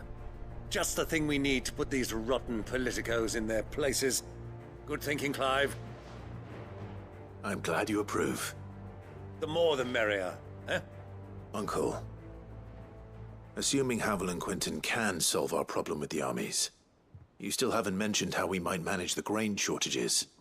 Oh, don't you worry, my boy. The 7 high houses will be seeing to that. They have all agreed to make the most generous of donations. Oh, of course, it did take a little persuasion, but luckily I had some unexpected help. From who? Why, you, my boy. Rumor has it that you rescued the Lady Ariane's head steward Rockford from a horde of bloodthirsty bandits. It was more of a handful. Well, the old battle axe was so pleased. She had a shipload of talents delivered to my private docks by the next new moon. And when the other houses saw the parsimonious old crone's purse strings finally loosen, they as good as tripped over themselves in the rush to follow suit. I'm happy to hear it. Now, I must be getting back to the manor. Join us there at your earliest convenience, would you? Of course, Uncle.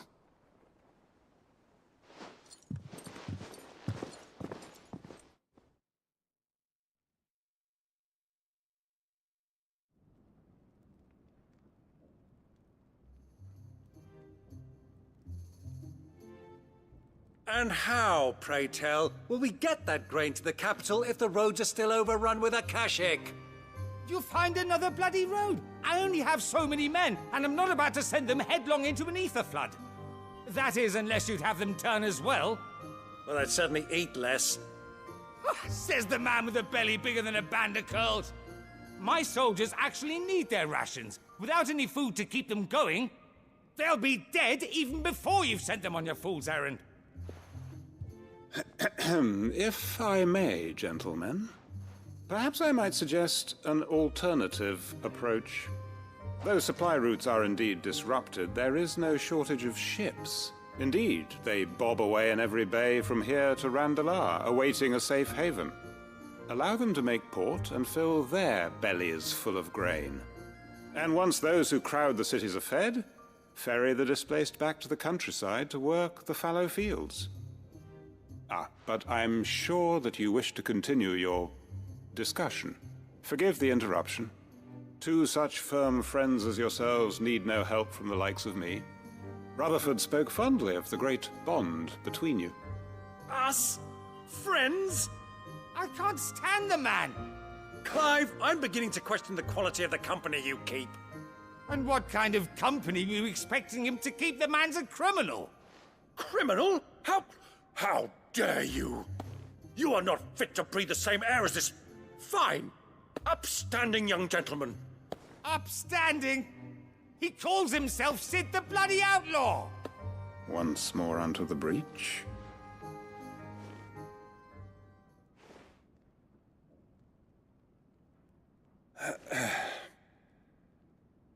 Shall we begin again?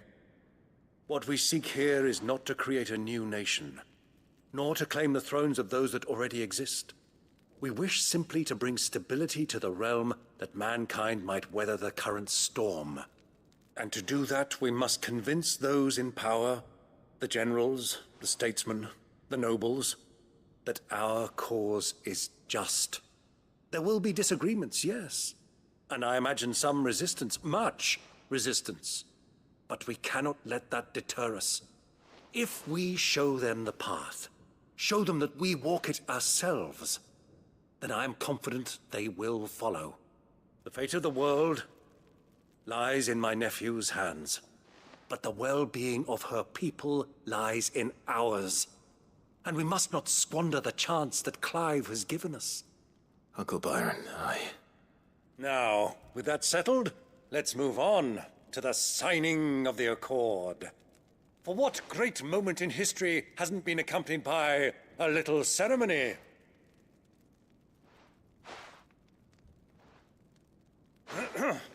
Citizens of Valisthea, I present to you the Triunity. Rutherford, Mike Will.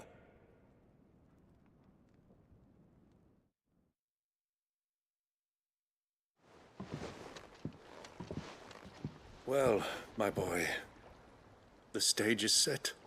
That it is. This is the role you were born for. Now I ask only that you trust in the talents of your supporting cast. We shall play our parts to the best of our abilities, that you might have the opportunity to shine. The realm needs its Sir Crandall. And there is no better Crandall than you, Clive. I want you to keep this signed accord as proof of our faith in you. I will. Thank you, Uncle.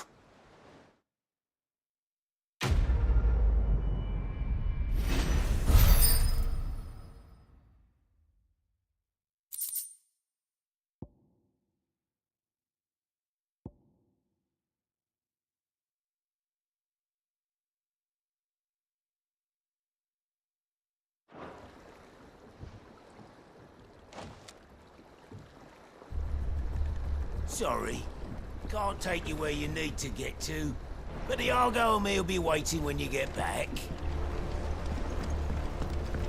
What do you think that thing is? And how the hell is Sid gonna deal with that?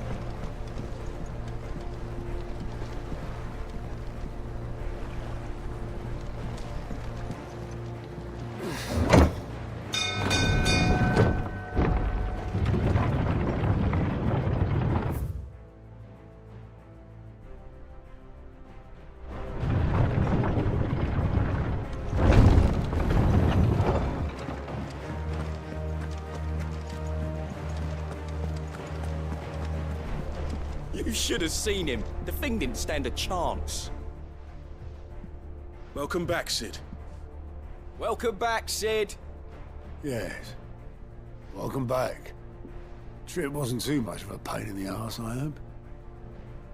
Truth be told, it was me who suggested roping you in to help with the trial. But from what I hear, things didn't go quite as planned. No, they most certainly did not.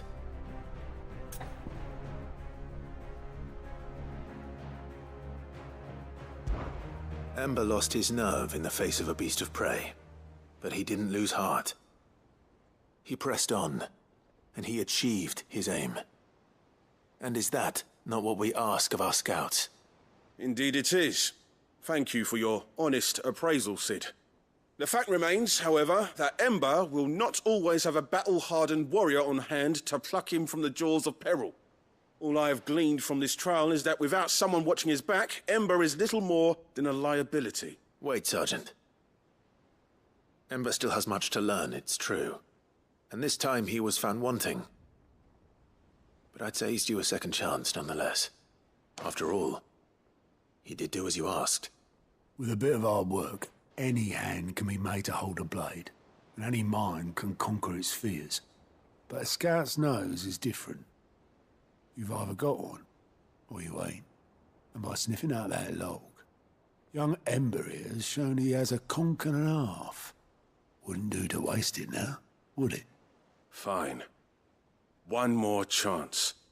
I'll do whatever you ask. I'll spend my days and nights in the pit if I have to. I'll show you. Just you wait. Daft as a brush, that one. But his heart's in the right place. Just like someone else we know. And if you ask me, we've been leaning on him for far too long.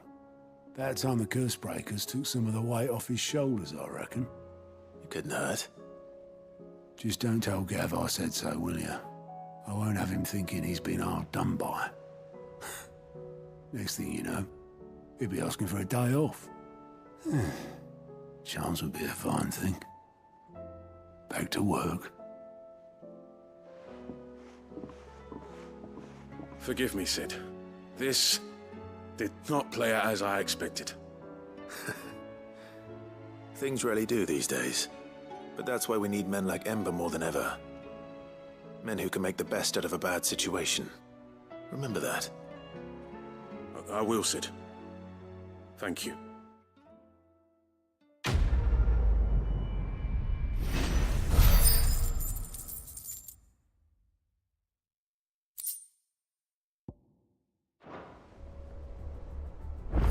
Sid, I wanted you to know.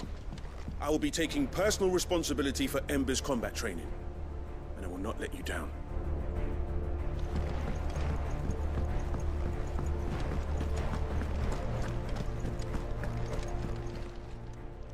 Oh, I wasn't expecting you back so soon. Here's everything we've received and everything promised. All yours.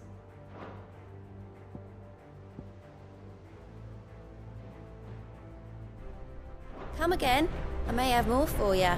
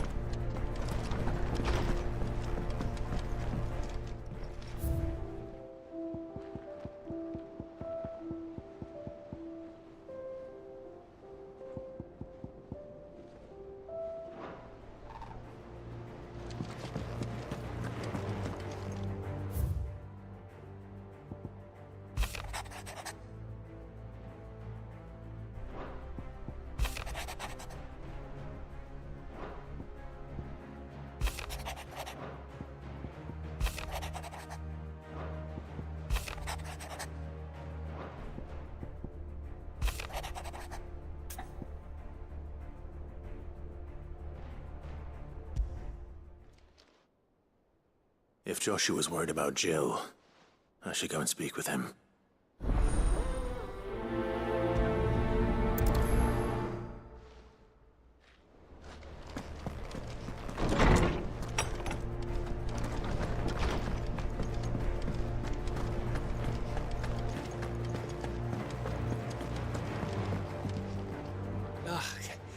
You alright? Something troubling you? No, it's just... I'm sure she'd like that. Back in the north, families let the little tykes know they were well. So? Well, the problem is that Ed is due... Is there anything I can do to help? You know, there just might be. All right then.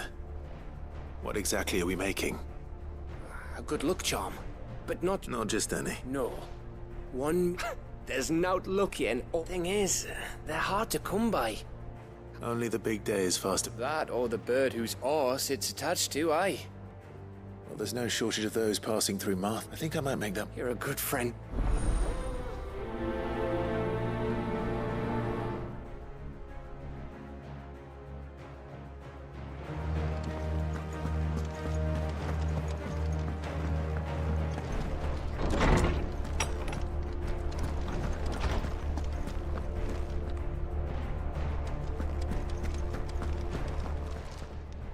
I was wondering when next you'd visit.